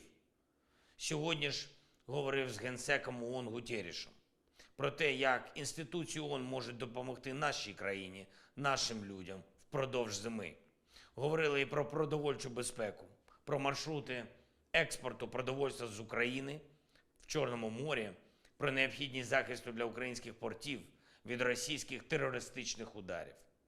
Запросив пана генерального секретаря на продовольчий саміт нашої гуманітарної ініціативи «Зерно з України», який відбудеться в листопаді. Я відзначив активну участь ООН в глобальних зусиллях щодо формули миру та готовність надіслати представника ООН на наступну зустріч в форматі радників. Звичайно, ми обговорили і ситуацію в Ізраїлі, в Палестині, загалом на Близькому Сході. Увесь світ має бути консолідований, щоб в кожному регіоні світу, всюди на землі панував мир. І щоб не відбувалось, всі сторони повинні дбати про те, щоб звичайні цивільні люди отримували необхідну допомогу та могли врятуватися від бойових дій. Будь-які форми терору та розпалення війни неприпустимі. Ще одне. Сьогодні я почав цей день з робочої поїздки містами Київської області, тими містами і селами, які постраждали від російської окупації.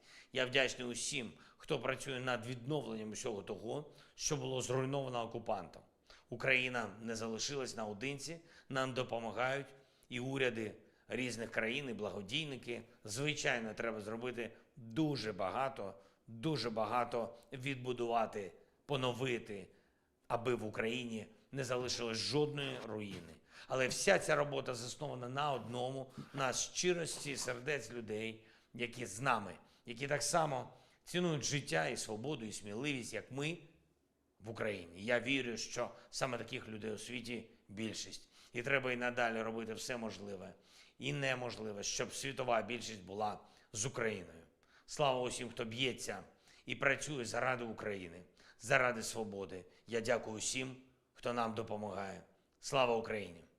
And Herom Slava. And you know what I always say, Jack? Herom Slava. What do you mean by that? I bet you can't even do a push-up, fatty. But anyways, that's the end. Watch me. What? Watch me. Watch me. Does 50 of them. But anyways, with Does that. 200 with one hand. Man, I do it with one finger. This thumb. What? This thumb.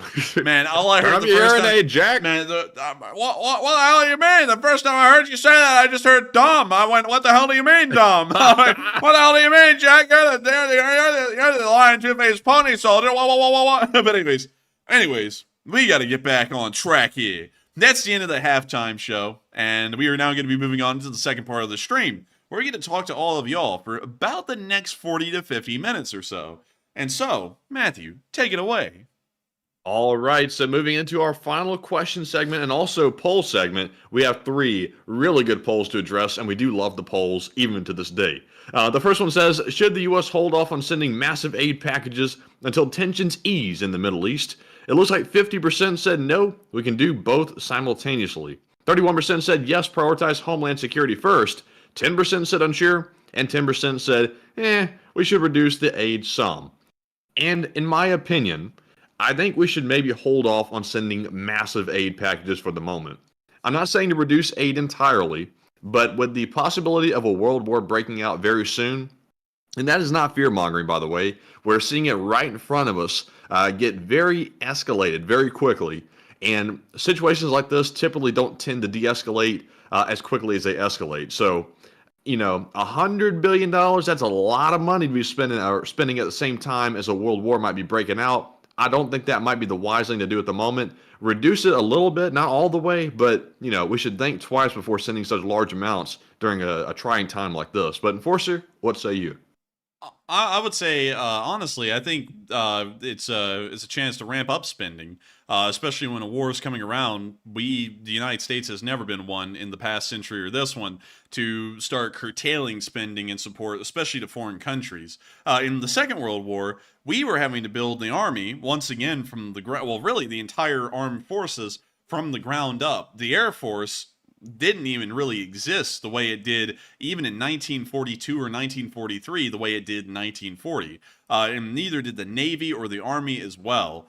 Pretty much, we built the entire thing from the ground up, and still, at that exact same time, we were providing Lend-Lease equipment in terms of hundreds of thousands of trucks to the Soviet Union, along with tanks and everything else you could imagine that the British, the Free French, the Russians, and really everyone else could use as well. I honestly think that when a war comes around, it's not about, well, for the short while, it's not about curtailing spending, at least on the overall picture. It is about curtailing spending wherever you can to make sure that things are affordable. But as far as foreign support goes, it's a good opportunity to actually ramp it up a little bit more, because the objective then is to not try and, give your enemy breathing room. You want to crush them with the weight of your wallet. And the best way to do that would be to make sure to support the Ukrainians as much as we have been, and maybe even more at that point, and to also ramp up military spending for the armed forces. Wars are not cheap, and there should be no reason to try and act like our military spending will be the same throughout the entire war that it was during peacetime. It will definitely rise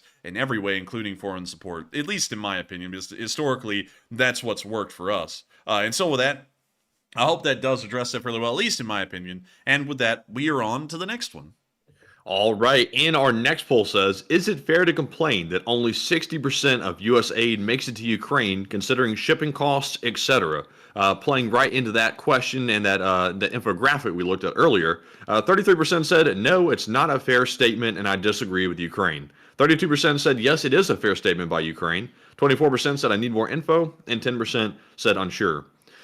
And I'll be honest with you, I need a little bit more info first. I'm going to withhold judgment for now, but Enforcer, what say you?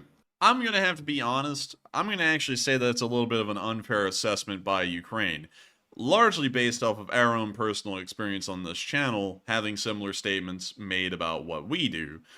We've had people come out of the woodworks to say things like supporting Doctors Without Borders or international nonprofits is pointless because all that support doesn't actually go to Ukraine. It just goes into the massive nonprofit that then operates around the world. And that's true. But at the same time, they're providing $66 million of support just in 2022. Who knows how much that's been this year, because their report hasn't come out for this year yet. It hasn't ended yet. But that was $66 million of support last year. Doctors Without Borders, even being an international organization and only a part of their focus being on Ukraine, did more for Ukraine last year than any other nonprofit that we've supported. That includes Revive Soldiers of Ukraine, Razom, let me think of the other ones, the UNHCR, the World Central Kitchen, all of them combined, they didn't even add up. Or I think when they did, I think they were maybe just like a few 100,000 over the single amount that Doctors Without Borders provided to Ukraine. And I think that's a pretty big deal. Even if they are an international organization, all of their support doesn't go to Ukraine. The small part they give is so big, it usually overpowers most other nonprofits just in the amount of monetary support. I don't really like when people try and fib numbers like that and also just come up with stuff out of their rear end. Like we've heard, for example, that one specific nonprofit out there, and I don't know what their thing is, but they like to throw shade at other nonprofits by saying, out of all the support that the world gives, only 10% of it makes it to Ukraine. It's like, where in the world did they get that number from? I don't even know where in the world they get that from, because that makes no sense. And also that particular nonprofit, I've looked into it. I think over the course of the entire war, they've managed to raise like $3.5 or $4 million over 600 and something days. And it's like, wait a minute, you're throwing shade at people like Doctors Without Borders that put $66 million into Ukraine last year, and over almost 2 whole years, you've only put in about $4 million. It's like, you can't be throwing shade, especially when, you know, you're making that little support. It's like, yeah, sure, 100% of what you're doing is going to Ukraine, but even compared to the large nonprofits who don't put all of their attention into Ukraine, it's nothing compared to that.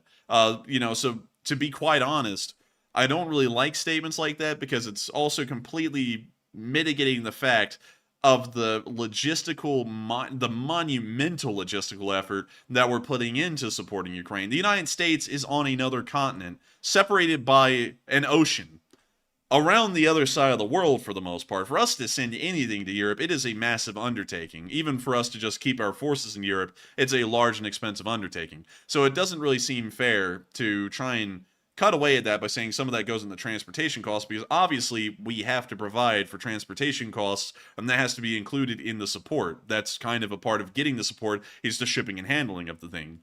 So to be quite honest, I would actually have to be within the 32% that said that it isn't that fair of an assessment, because I'm, you know, of course, pro-Ukrainian all the way, but I don't like it when people try and downplay the support they're getting, because that's just an inherent part of the support, is that some of it doesn't actually end up being a tank or a bomb. It just ends up being the ship and the train and the crews of those ships and trains that ended up getting the equipment over there to them. And so with that, I hope that does address that well, at least in my opinion. And with that, we are on to the next one.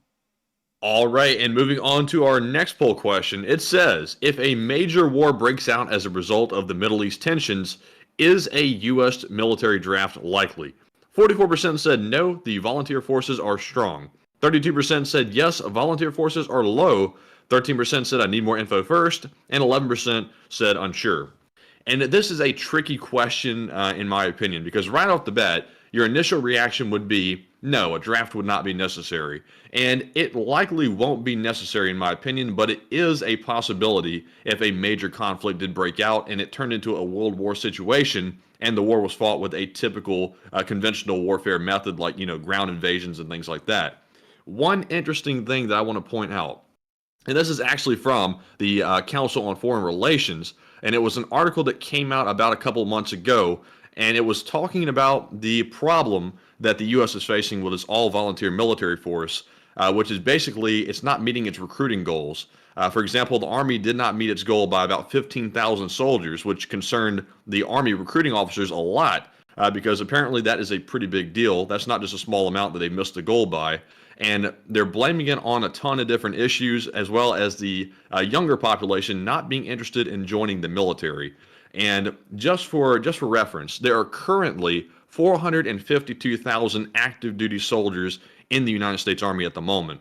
And if a world war broke out, we would need all 452,000 of those guys in the service to make sure we have enough forces to be able to reinforce ones that are sent out and deployed to the battlefield, and also the inevitable casualties that we would have. For example, just for reference, not saying that this would occur, but in World War II alone, there were 405,000 total U.S. deaths across all the armed forces combined that fought in that war.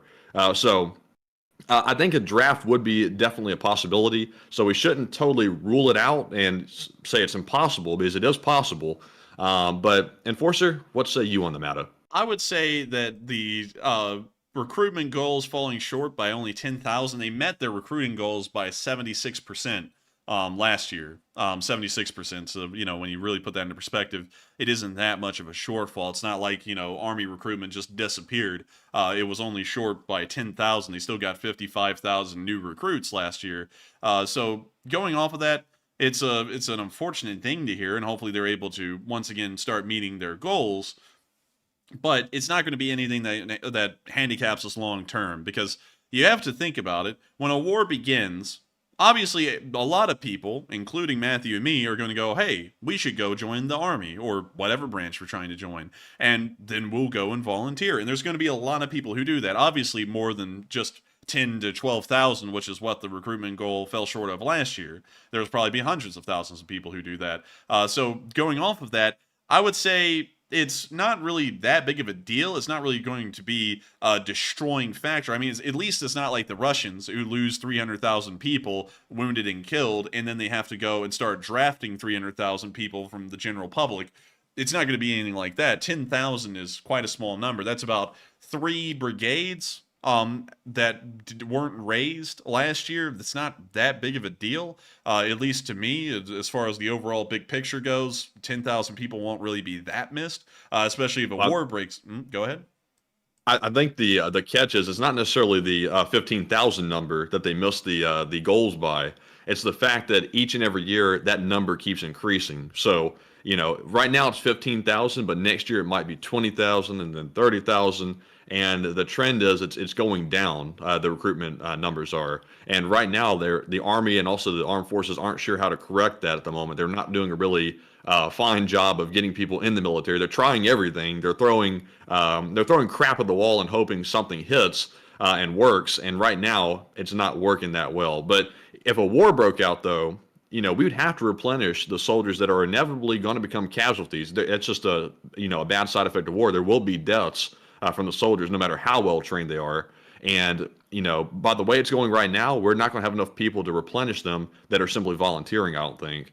Well, going off of what the Army's website says right here, it appears that it's we can't really have a precedent say it's decreasing year by year, because it seems as though this last year was really the first time compared to 2021 that they didn't meet 100% of their recruitment goal for the regular Army. And it appears that it was standard for them to not meet the recruitment goal for the Army Reserve or the Special Operations Recruiting Battalions, or really anything else for that matter.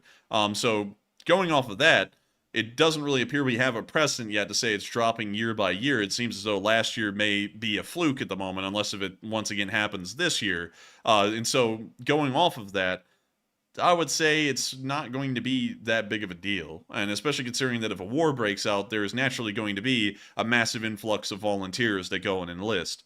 And on top of that, another thing that we have to consider historically is that back in World War II, the Army actually didn't allow people to volunteer for that long. That's actually a little bit of a misnomer that you could volunteer in the Army in World War II. By the beginning of early 1942, the Army requested that Congress pass I believe it was a statute or some kind of a resolution that would bar people from enlisting into the Army. From that point forward, through World War II, the Army only drafted people, so that way they could have control over what kind of job they get. Because the Army, as a standard, historically in the U.S., has always allowed you to pick your job when you go in. So you get to pick what you're going to do. That was a problem in World War II, because while there were hundreds of thousands of people volunteering for the Army, 9.2% of them, which was the magic number, weren't going into the infantry. Only around 7.6% of them were going into the infantry. So then they went and just completely removed enlisting from the picture and just started to conscript them instead, so that way they could make sure to allocate the numbers they needed into the infantry. So going off of that, we probably could expect that if this did become a full-on world war, while a lot of people think it wouldn't be good for optics, because the Army will not change their voluntary enlistment, pick your job rule, which has never changed, they probably would ask Congress to make it a conscript-only force instead of a contract force like we've been seeing for about the past 7 decades or so. So going off of that, have to say this doesn't really seem like that big of a deal, at least considering that it only happened last year, according to the Army. And if it starts to become a serious issue, then that's something that needs to be looked into. Of course, can't go into the issue why the numbers are dropping, because it seems like most of the answers we've ever found are inherently rooted in politics and opinion politics alone, which we can't cover on the channel. We have a rule against that, but nonetheless, it does appear that the number did drop last year, but I don't think it's that big of a goal. That big of a loss of a goal, because it was still 45,000 new people that joined, and it was only about 10,000, 15,000 short of their goal. So not that big of a deal in the short term. If this happened in the long term, it might be a big deal, but not for now, at least in my opinion. And with that, we are on to the next one. And also, if you're curious, by the way, if you're actually turning 21 this year and a draft was called by some fluke or something like that before the year was over, you'd be the first to be considered for a draft if it broke out. And it actually gets operated by a lottery. So they basically do like a lottery drawing. And people that are turning 21 this year, you'd have the chance to get called up in the draft. And then it goes like the people turning 22 would be third, and so on and so on and so on. So, you know, getting fun, getting drafted. That's not the lottery you want to win, I don't think, if you're not looking to fight in a war. I don't think. Oh, well, I mean, it probably wouldn't be that bad. I mean, you usually have, even now, I think it's like a 1 in 10 chance of being put in the infantry. If there was a draft, I think the numbers are almost similar to World War II based off of like the hypotheticals that have been put out there. So you would be running a pretty good chance of being put in a non-combatant role, 9 in 10 chance. Yeah. I mean, I guess at least you could say you won the lottery at some point. Yeah, that's it. You get drafted, and then you end up working in an army library. You just hit the literal lottery right there. You are perfectly fine for the rest of the war, but bored as hell probably. But anyways, with that, we are on to the next one. All right, and that was our last poll, I believe. And yes, it was. It was our last poll to cover. So we're moving back into our Super Chat questions. And up first, we have one from Jillian, who puts in a $20 donation. And thank you very much for that support. They said, Enforcer Matt, I'm truly grateful for your channel and all the hard work. And I couldn't get through now 2 wars if you weren't here. And thank you both. And thank you. And thank you so much for the support, Jillian, and helping the channel to keep on running. And thank you so much for giving us such high praise in appreciating the work we put into this. It is a pretty decent amount of work, not to like toot our own whistle or anything. But to be quite honest with y'all, we are like just floored right now as far as energy goes. We have like almost none. And that's kind of why the short war summaries haven't been coming out, because we really don't have the energy to make them right now, although we keep on like harassing each other every single day to make them. We just can't. We're just that tired. But I thank you so much for enjoying the work we put in, because hell or high water, even if I'm exhausted, we are making sure to run this show. I promised y'all that we would run this show every single day until the war in Ukraine ends. At this point, we're probably going to end up running the show every single day until I die, because it seems like there is going to be stuff going on in the world endlessly at this point, and it's never going to stop. So we're just going to move on from Ukraine into the Middle East, and then out of the Middle East and probably into East Asia, and then from there into Southeast Asia. It's never going to end. It's literally never going to end. So I thank you so much once again for the support. And also, I also thank you for saying you couldn't have gotten through 2 wars without us. That's a really high honor to us, because there are a lot of YouTube channels out there that cover this war and, do a pretty okay job at it. And it blows me away that people do enjoy this channel enough that we're kind of the ones who get y'all the news out and let y'all know what's going on over there. And so, thank you so much once again for support, Jillian. I hope that does address that fairly well. And thank you so much for the kind words and being an old guard of this channel and helping us to keep this thing rolling. And so with that, we are on to the next one. All right, and our next one goes to Local 433 Gumby, who puts in a $20 donation. Hey! And big shout out to you as well. And excuse me for that. And thank you very much for the support. They said a round of dirt naps incoming for the clowns. Thank you so much for the support, Gumby! And thank you for saying a round of dirt naps are incoming. They are, for many people. The Iranian army, Hamas, Hezbollah, the Russians, maybe even the Chinese, maybe some Syrians. It's coming around for everyone at this point, and I got to tell y'all, when America shows up, it's not going to be fun for anyone. Everyone always likes to play around and poke the United States. Now, I've got to promise y'all this, and I will say this as well. It's also the same for European countries, but the United States is not a country to play with. Look at what happened in Iraq and Afghanistan for 10 and 20 years. That was pretty tough for the folks that were there. Very tough. And while, everyone always looks back at Afghanistan kind of sorely because we really didn't get anything out of it for being there for 20 years, one thing we did get out of it, however, I think was something like 70,000 Taliban and Mujahideen fighters ended up being taken out, I think, from the actual numbers. I'll have to go back and look at that because I'm throwing that right out of my head. I don't even know if that's exactly accurate or not. Throw in an accurate number in the live chat if you know. But America is not a country to play with, especially when it comes to war. We do it better than really anyone at this point in the world. And so with that, thank you so much once again for the support. Gumby! And keeping the channel running. I don't know why I have to say your name like that. I just love saying it like that. But thank you once again for helping this channel to keep on running. And with that, we're on to the next one. All right, and our next one goes to Steve T, who puts in a $20 donation in. Huge shout out to you, Steve. Thank you very much for that support. He says, Iran is testing to see what America will do. And the USA has not got involved in Ukraine directly, not got involved in Israel directly, and did not respond immediately on the first attack on America. And I thank you for the support, Steve, one of our New Zealand viewers. And by the way, beautiful country down there. Not to rabbit hole for too long, but New Zealand is absolutely beautiful. Let's take a look at this town here. It just caught my eye. Hammer Springs. What does Hammer Springs look like? Oh, wow. Looks good to me. Wow. Dang, that's actually really nice. This kind of looks like Montana, doesn't it? It does. Can I have some of that? Man, I'll have some of this, and I'll have some of that. I gotta say, beautiful place, just all over New Zealand. You know what? Let's pick another spot. Let's go to Auckland. What does Auckland look like? Like, what does the city of Auckland look like? Not like the surrounding landscapes. I just want to know what the city looks like. Is it good? Oh, dang. It actually is. It's actually like... It looks alright. It's like... Oh, dude, they got like a little radio tower out there. I like it. Nice. Or a space needle or something.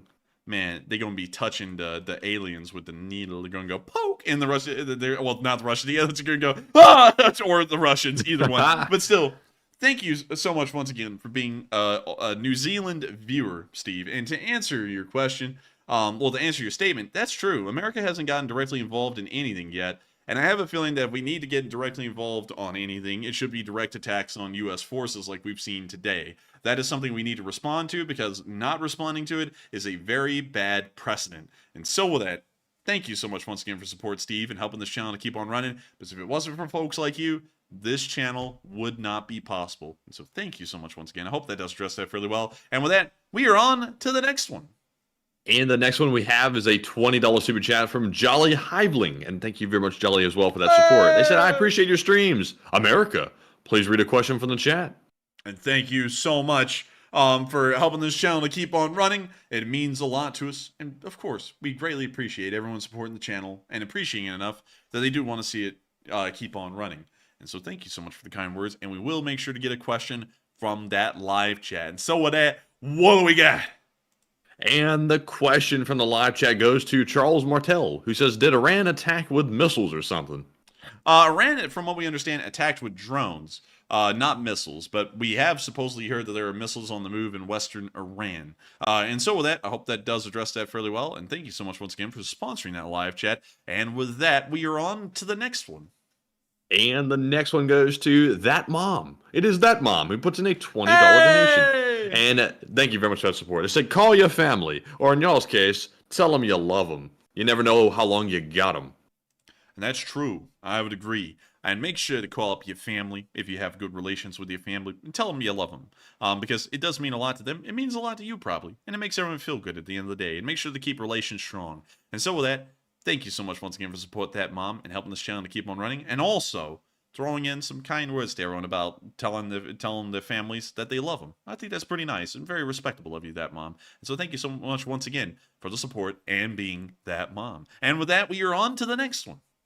And the next one goes to JD, who puts in a 20 as well. And big shout out to JD. Thank you very much for the support. And also, I'm trying to get a JD as well, so good to see you. I'm meeting you early. They said, where do you see this all going? Are other NATO nations ready to take on World War III? And thank you for the support, JD, and helping the channel to keep on running. And I see this most likely. I don't think it's going to be World War III yet, but it's certainly going to kick off into a regional war, and then we'll have to see if that regional war turns into a world war. Every world war always kicks off from a regional war, and so we have to have a regional war start first and then a world war. So this is certainly a regional war at this point, no doubt about that. But is it going to turn to a world war? I have a feeling it may. It looks a lot like it, but who knows? We could get right on the brink of a world war, and then everyone finds a diplomatic off-ramp, and then it doesn't happen. But to say, are other NATO nations ready for World War III? Some of them are. Poland certainly is, but others not so much. The British, in particular, have an amazing military, but it's quite small and a little bit underfunded at this point. And I hope that they start to ramp up their military spending again and start to build up a decent armed force. Some other countries are like that as well. Germany's one of them. And hopefully we'll see that they begin to rearm and prepare for what's coming down the pipe. Because it's clear that the world hasn't entered a safe place like everyone thought it did once the collapse of the Soviet Union happened. It is as dangerous a world as it was then. And so with that, I thank you so much once again for the support. I hope that does address that fairly well. And thank you so much once again, JD, for being an old guard of the channel. And of course, helping this thing to keep on running. And really quickly, before we move on to the next one, I saw a live chat, Matthew, where someone said, you can't not be political when you're talking about war and international affairs. You're just being politically correct. And I disagree. Because we've been doing this for 603 days, and we have never put politics, any kind of partisan politics specifically from the United States, into this to use it as a soapbox to talk about how people dying lines up with political views and opinions. That's something we've never done, and we've succeeded doing that for 603 days.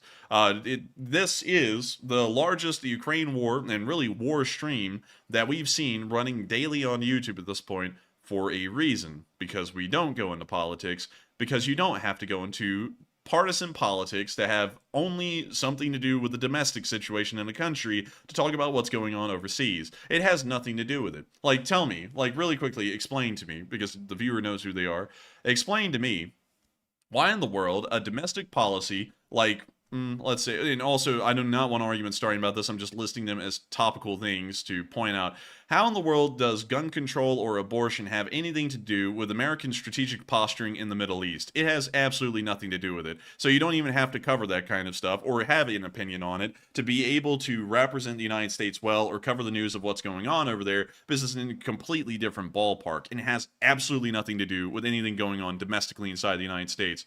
You know, you want to talk about legalizing weed? What the hell does that have to do with the Middle East? What does anything of that have to do with the Middle East? It has nothing to do with the Middle East. It has nothing to do with Ukraine. It has nothing to do with anything. What is going on around the world is the United States going to be on top at the end of the day, or are we not? And what do we do to stay on top? That's what matters. Are you saying I can't talk about weed? Exactly. How can this be? That's exactly what I'm saying. It has nothing to do with anything. Like, you know, when everyone talks about, you know, most things in the United States, like job creation, you know, and that's something that everyone always talks about. How does that have to do with American strategic posturing around the world? There's no way you can even make it relate to strategic posturing. It has nothing to do with it. The only things that you can get into that are political is military spending, and that's about it, and also foreign aid. Those are really the only two things you can get into. And of course, supporting Ukraine and Israel, those are kind of open and shut cases. Of course we're for foreign support, because that's a part of strategic posturing and improving our position in that part of the world. So, you know, it is what it is. I mean, like, it doesn't require us to go into domestic politics because it's pointless. And I absolutely despise the statement that people make that you have to go into politics to be able to cover wars and diplomacy. You don't. I think that's an absolutely ridiculous statement. We've proven for 603 days that that's not the case. And also, other people who have done that, it's gone poorly. Like, you know, people sit there and watch. Like, for example, in Israel, 2,000 innocent civilians get killed by Hamas terrorists. And instead of going, this is a horrendous thing that should not be acceptable anywhere in the world to happen to innocent civilians, people sit there and go, oh, look, let me get my little soapbox out and just sit in on top of this mound of dead Israelis, and let me get on top of it and talk about domestic policies in America that have absolutely nothing to do with what happened over there. Doesn't make any sense. It doesn't. And that's why we don't go into it. It's just pointless from a international diplomatic perspective. And so I hope that addressed that well. And I hope everyone appreciates our no politics rule, because it's very rare and unique on the internet at this point. Everyone likes to pick a side. I think that that's absolutely stupid, especially when covering the news. But with that, we are on to the next one. Oh, man. Up next, we have a $20 super chat from Blue Flam 777. And thank you very much, Blue Flam, for that support. He says, where do terrorists go when they die? He says everywhere. Question to the chat. Oh, my Lord. I was actually thinking of an answer to that. I think you hit me with that truck. Oh, damn. Well, that's true, I guess. I mean, well, you know, is it though? I mean, like, if they get in a fight with the IDF, I think they're not going to be going everywhere. They're just going to go on the floor. But still, I mean, that's largely true, Blue Flam. If you hit them with most things, they're going to be going everywhere. Oh, man. But still, thank you so much once again for the support, Blue Flam 777, and being an old guard of this channel. And we are going to make sure to send a question to the chat, and long live the Lee Spring Army. And so with that, what do we got, Matthew? And the question to the chat goes to Matt Lashka, who says, has Ukraine attempted to target the Russian army base in Rostov-on-Don? We haven't seen that yet, actually, funnily enough. It's probably the closest target there, but we've never seen the Ukrainians attack Rostov-on-Don. So the answer to that simply would be no, at least for the moment. That might change, though, in the coming weeks or months. But with that, we are on to the next one. And thank you once again, Blue Flam, for sponsoring that live chat. And thank you very much. And, oh man, we're on to the next one, which goes to Certify, who puts in a $10 donation. Huge shout out to Certify. There's no comment to address there, but Certify, if you've ever put in a super chat without a comment, go ahead and hit that subscribe button and that like button too. But thank you very much for that support, and we do appreciate it very much. And up next, we have a $10 super chat from the Librarian Super Manny, who says the U.S. should have a service branch sort of thing for those who don't pass the physical. And when I failed, it broke my friggin' heart. I couldn't serve. And I thank you for the support. And we kind of do have something like that. It's almost an entirely volunteer force. It's the civil defense. They don't really exist anymore, but they used to exist. And it was kind of a volunteer force made up of people who couldn't serve or wanted to serve in some way and help out in the war effort. And it was a pretty good organization. Mostly in the Cold War, though, it was kind of related to like a nuclear catastrophe and what we would do in response to that. But still, I think we should have something like that brought about again, where it is entirely based on a civilian force helping out in the war effort. I think that's great. Something that I've always thought about in the background is that if the Lee Spring Army and the Enforcer channel got big enough, wouldn't that be cool if the Lee Spring Army became like the Red Cross? Well, not really the Red Cross, because they're not really what they used to be anymore. That's a bad comparison. What if we became a organization here in America where whenever a catastrophe happened, even if it's not in wartime, it's just, you know, like a hurricane hit a city or something, the local LSA members could be mobilized with an actual command structure and funding, so that way they could get in there and evacuate people who were inside of flood zones and provide food and shelter and stuff like that. I always thought that would be really cool if eventually the Lee Spring Army got big enough that we could transform from just being, you know, an internet community into an actual force of good in the country, and one that could support in war efforts, and maybe even make it an international thing where every Lee Spring Army contingent around the world supports their country in a war effort, as long as it's a Western nation like the United Kingdom or Germany or France, where it's a civil group that helps out. I think that would be incredibly cool as an idea, but the Lee Spring Army is certainly not big enough to do anything like that right now. We just would have to remain an internet group that kills fundraisers. That's about it. But that would be a pretty cool little thing to do. And also, Librarian Superman, he said that wasn't his super chat. Where's that at? Right in the live chat. Actually, it's in top chat. Sorry, it says Librarian Superman. That wasn't my super chat. LOL. Let's see here. Are you sure, Superman? Because I have that one in there for you, and I don't see a duplicate here. Are you sure? I'm looking through these super chat logs, and it looks like his starts off, and let me know if this is correct, with buy some Southern sweet tea. And that's how his super chat starts off in my log. So, I don't have a single one in here that says buy sweet tea, so I'm not sure what happened with that. Well, that's actually Richard Philpotts. It's Richard Philpott threw in a 10, said the U.S. should have a service branch sort of thing for those who don't pass the physical. When I failed, it broke my freaking heart that I couldn't serve. Oh, so it's Richard Philpott then. Nice. It is. And so revoking that, thanks, from Library Superman, we'll get back to you in a second, and then putting it on Richard Philpott. Thank you so much for the support. And I hope that does address that fairly well, because I think one thing I've always wanted to do, like it's been a big thing of mine, is actually trying to find a way to help out the nation, not just on like a local level or a state level, but on a national level. I think that'd be absolutely great. Someone said that that's the Army Reserve.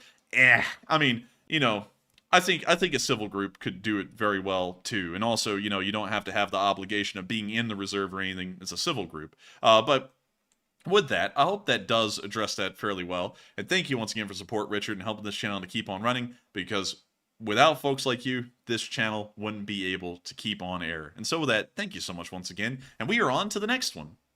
All right. And also, what did the Librarian Superman say again about the sweet tea? Buy some Southern sweet tea. Slava Ukraini. By definition, Arabs, Jews, and others are Semitic, so can't be anti-Semitic war. Evil Hamas likely violated Article 6 of the 1968 Palestinian National Charter.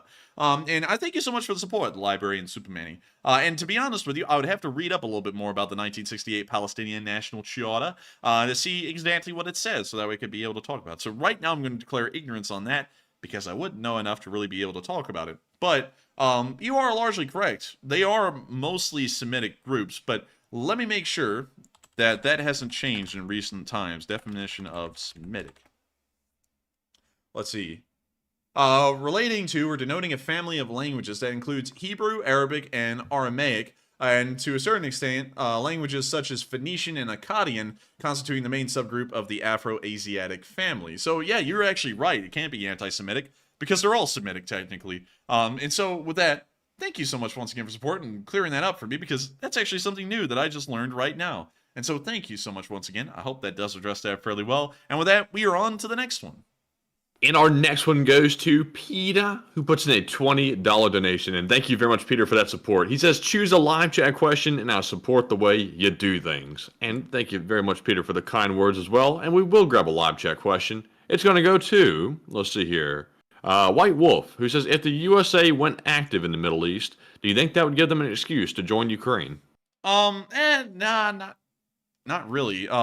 Did you hear that, Mandy? Was that a dog barking?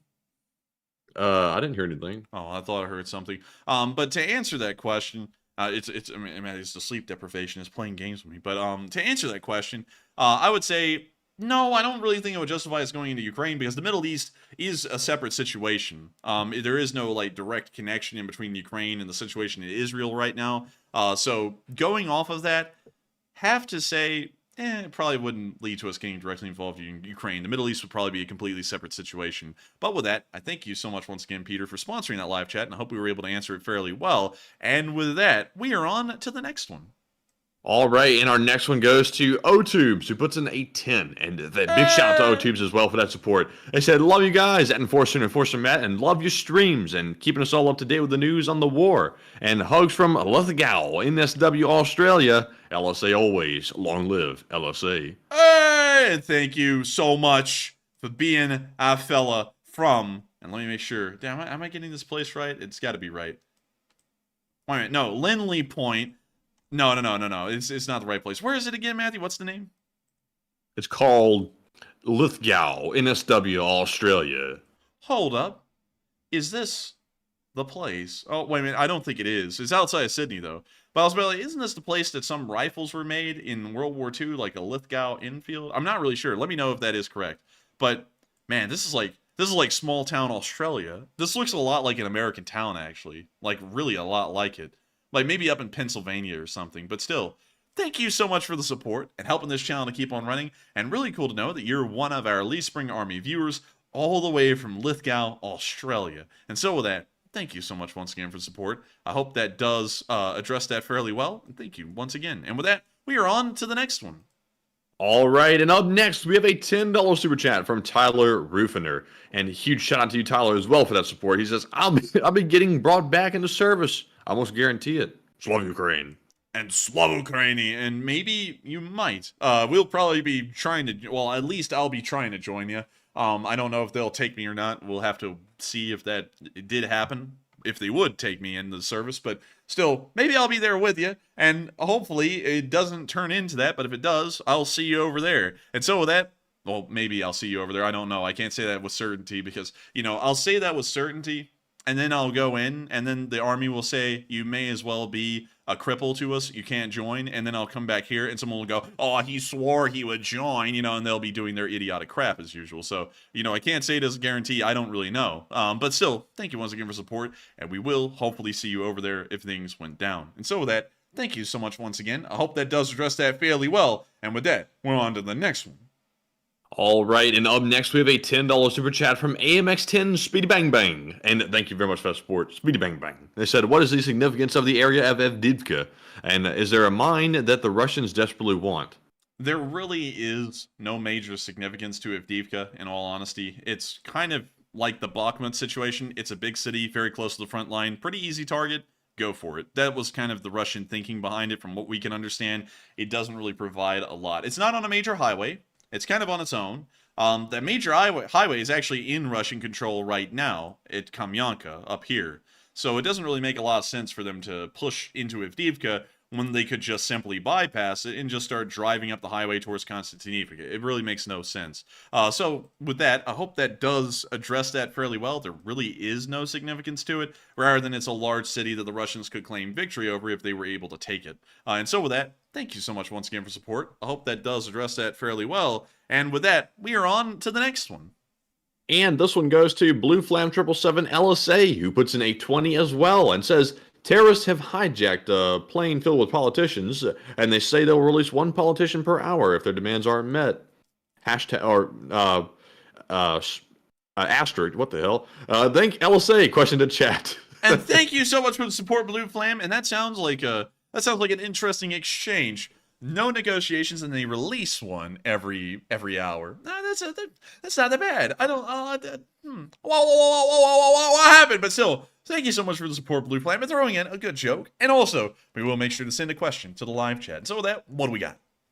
All right, and the question to the live chat, sponsored by Blue Flam 777, goes to JD Howard, who says, could it be a trick to get the USA to declare war on Iran, and then Russia and all the other thugs will join in?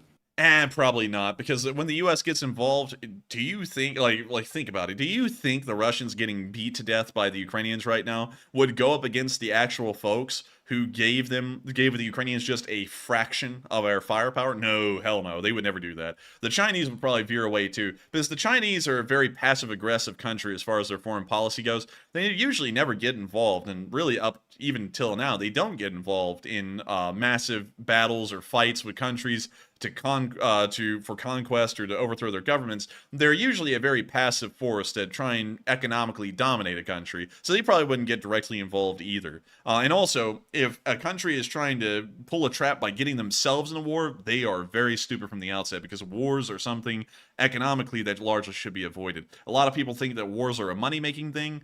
Not really. Usually they're an economic dead end that leaves a lot of countries destitute after a war. It's very rare to see a country profit off of a war, and that's only been seen very few times. But with that, I hope that does address that fairly well. And thank you once again, Blue Flam, for sponsoring that live chat. And with that, we are on to the next one. And this one goes to Rob Horvath, who puts in a 10 and says, keep up the awesome work, guys, and a big shout out from Sycamoose, British Columbia. Sycamoose? How do you spell that? It's Sicamous. Sycamoose in British Columbia. Where the hell is this? Man, that's out there in the middle of nowhere. But let's take a look at this place. Man, I gotta tell you, man, when the Canadians settled this place, they saw a moose that was sick, and they said, man, that's a Sycamoose. And then they set up town here. But let's see what we got. Let's see what we got, huh? Oh. It looks like the United States. Kind of looks like a town in Alabama, really. That's weird. Pretty close. Pretty close, I have to say. Oh, very, very close. Oh, man, I'm telling you. But still, thank you once again for support. Very cool to know you're from Sycamoose, Canada, and thank you for being a Lee Spring Army viewer up there in the frontier. I wonder how SYI is doing right now up in Alaska. But with that, thank you once again for support, and we are on to the next one. And the next one goes to Sully Canuck, who puts in a $10 donation. A huge shout out to you, Sully, for that support. They said, from ya boy in London, Ontario. And long live the LSA and take a chat, please. Hey, and great to know that that our folks from London, Ontario are here tonight. And thank you so much once again for the support. And we will make sure to get one from the live chat. But hello once again to London, Ontario. And so with that, what do we got, Matthew? And the live chat goes to Doug, who says, Enforcer, do we have enough numbers, being a volunteer army, to fight on two fronts? Yeah, I think we do. I don't think we'll have to fight on two fronts. Ukraine will probably remain an isolated affair inside of Ukraine. Probably won't expand beyond. But we will have enough manpower, if need be, to fight on two fronts. And we'll also probably be able to raise that manpower if need be. A lot of people say we would never do a draft, but if the future of the country is on the line and defeat is a possibility, a draft will happen. That's an inevitable thing. And, you know, a lot of people say, oh, that'll never happen. Oh, it will. And so with that, I thank you so much once again for sponsoring that live chat. And I hope we were able to address that fairly well. And with that, we are on to the next one. And thank you so much once again. And the next one goes to Margaret Hemsley, who puts in a 7 and says, if you have time, look at the Bibbleman Track dwelling up, Washington Street view. Beautiful walking trail. And if not, get a live chat question and thanks. And where is that again? Bibbleman Track dwelling up, Washington. Bibbleman, let's see. Bibbleman. Can you spell that? Bibbul Track dwelling up. Let's see here. And that's in Washington State? Washington. Let's see here. Are you sure it's not Western Australia? WA, Washington? Oh yeah, that's Western Australia actually. Because it's out here. Oh, I see. But let's take a look. Oh, it do look nice. Man, it kind of looks a little arid, but also oh, wait a minute. That's that dam where those people died, isn't it? That's that place where they got on the rock and they thought it was a little swimming pool, and then the dam released the water, and then they got stuck on it. I think I actually remember this place from somewhere. Let me know if this is the place. That would be crazy if it is. I think, yeah, this is it. This is actually the place. That is insane that you brought that up, because I actually watched a little documentary on this thing, like, I think a week and a half ago or so. But still, thank you so much once again for the support and helping the channel to keep on running. That is incredibly cool that is that place. I just heard about it. And also, that would be a really nice scenic walk too. And so with that, thank you so much once again for support. And we are on to the next one. And the next one goes to Dark Warrior 137, who puts in a 5 and says, I wonder what Iran thinks it can actually do against the U.S. provoking the world superpower when you're using Russian drones is a bit of a Darwin award. Probably like terrorist activities, and that's about it. Because Iran can't do anything. They're very limited. They are very poor. You know, and a lot of countries that go up against the United States, except for China, are incredibly impoverished on an actual national level. So they can't really do anything. It's more so just a ideological mindset thing that they're going through with right now. But it won't be able to be followed through because they don't have the ability. And so with that, thank you so much once again for support, Dark Warrior. I hope that does address that fairly well. And with that, we are on to the next one. Thank you once again. All right, and up next we have a $5 super chat from Bridge. He says, do you think there will be a second global war on terror, which includes Iran? Maybe. War on terror, I don't really know. I don't think so. I think we'll probably just get involved in a conventional war with Iran, if anything. It'll be a very tough one, though, because of their geography, but I don't think we're going to be doing, like, an actual war on terror like we did back in the day, because a lot of people thought that was a failure, and it kind of was. It didn't really end anything. And so with that, I thank you once again for the support. I hope that does address that well, and with that, we are on to the next one. And the next one goes to AMX10 Speedy Bang Bang once again, who puts in a 10 and says, how are these drones hitting U.S. bases, and do not all bases have CRAMs?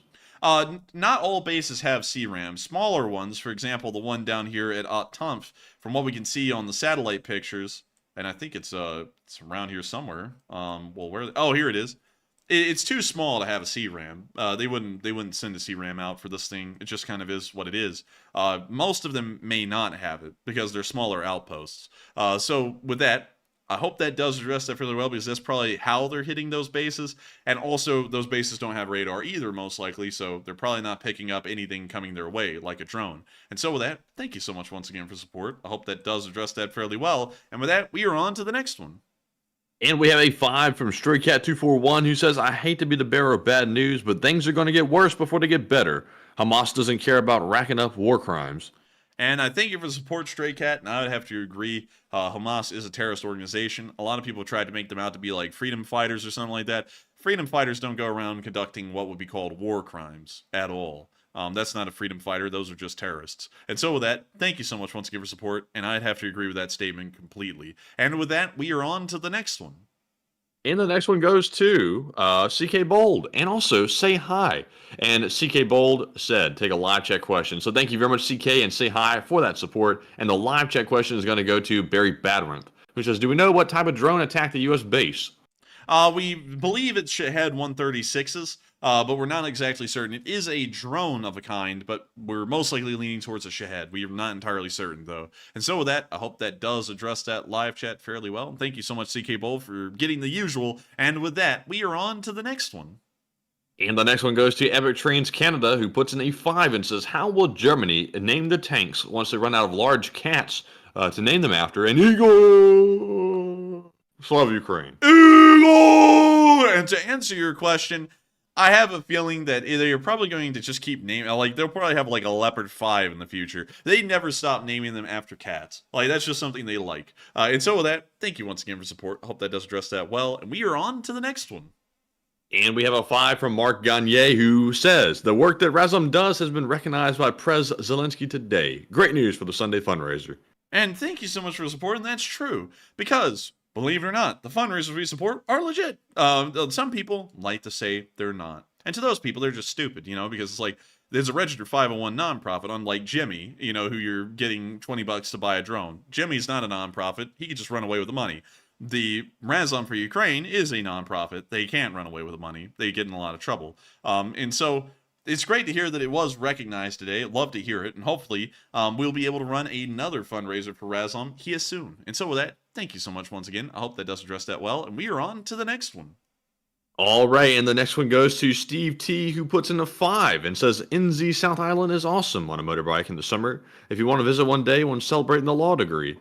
And thank you so much for the support. We're going to go on a world tour once we get our law degree, if we get it. And I thank you so much once again for the support, and we will make sure to check out New Zealand someday. It seems like a nice place. And so with that, thank you once again. I hope that does address that fairly well. And with that, we are on to the next one.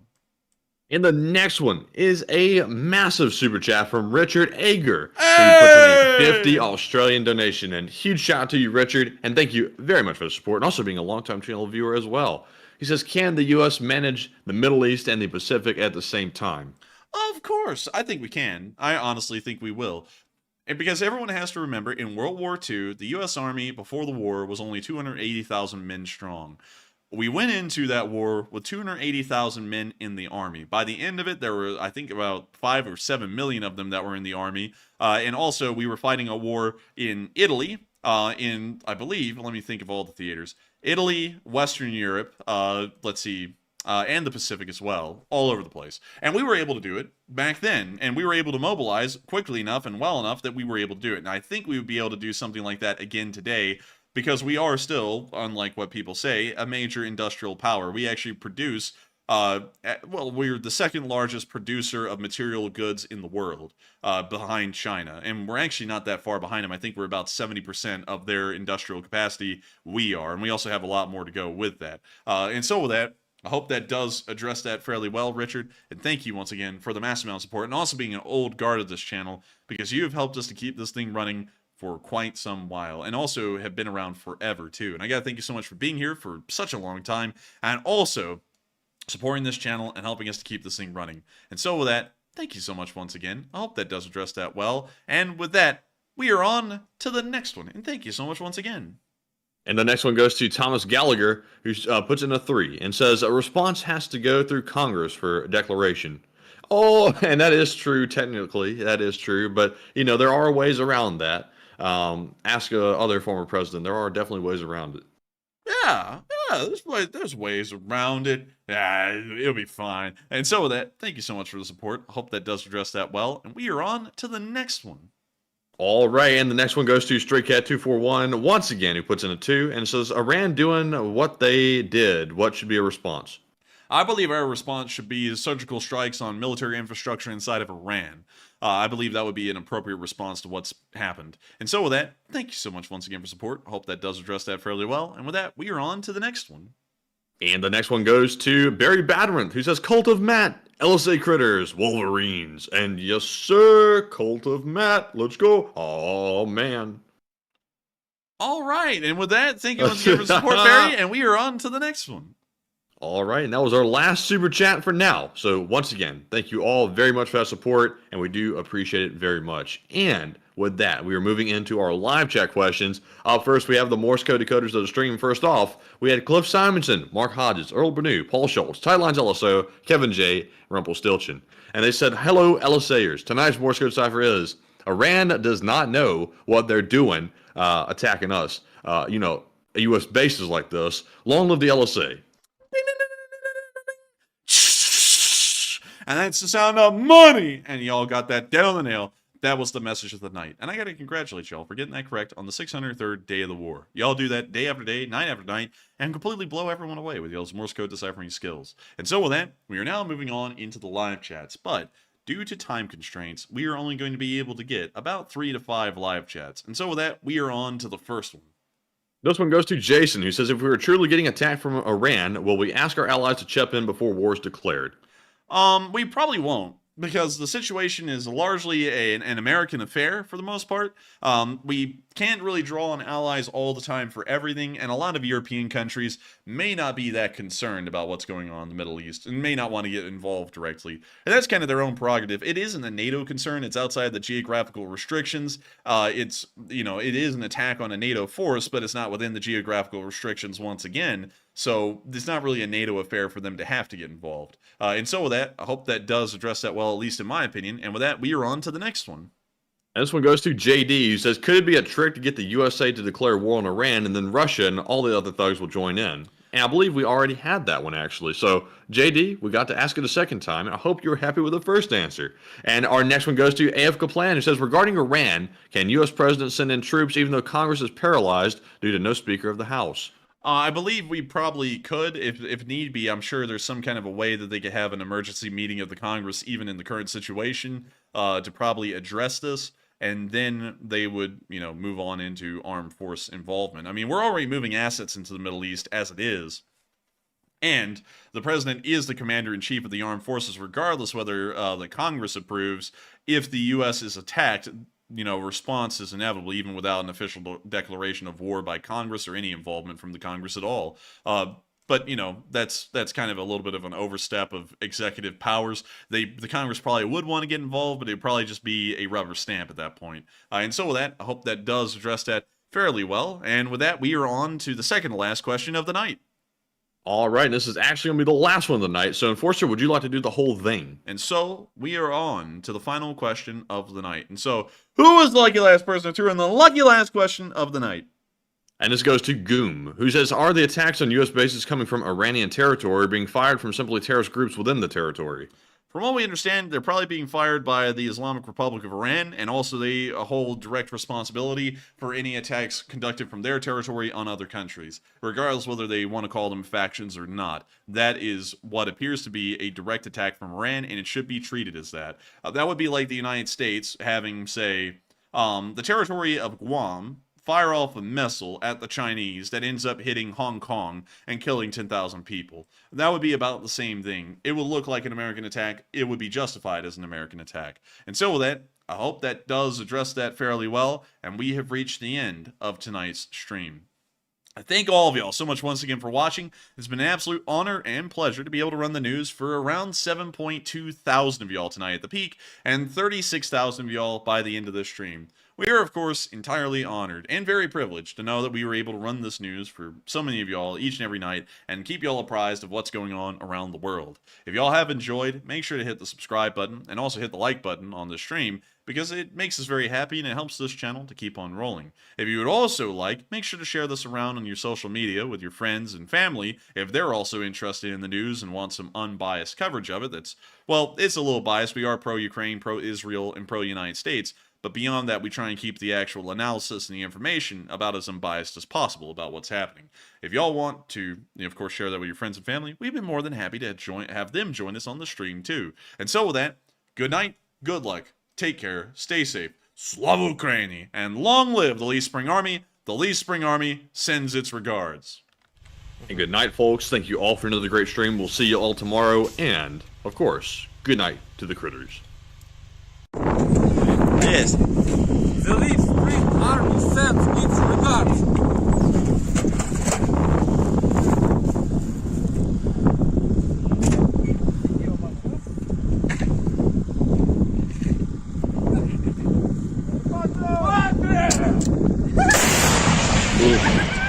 Русский военный корабль. Предлагаю сложить оружие и сдаться. Русский военный корабль, иди нахуй.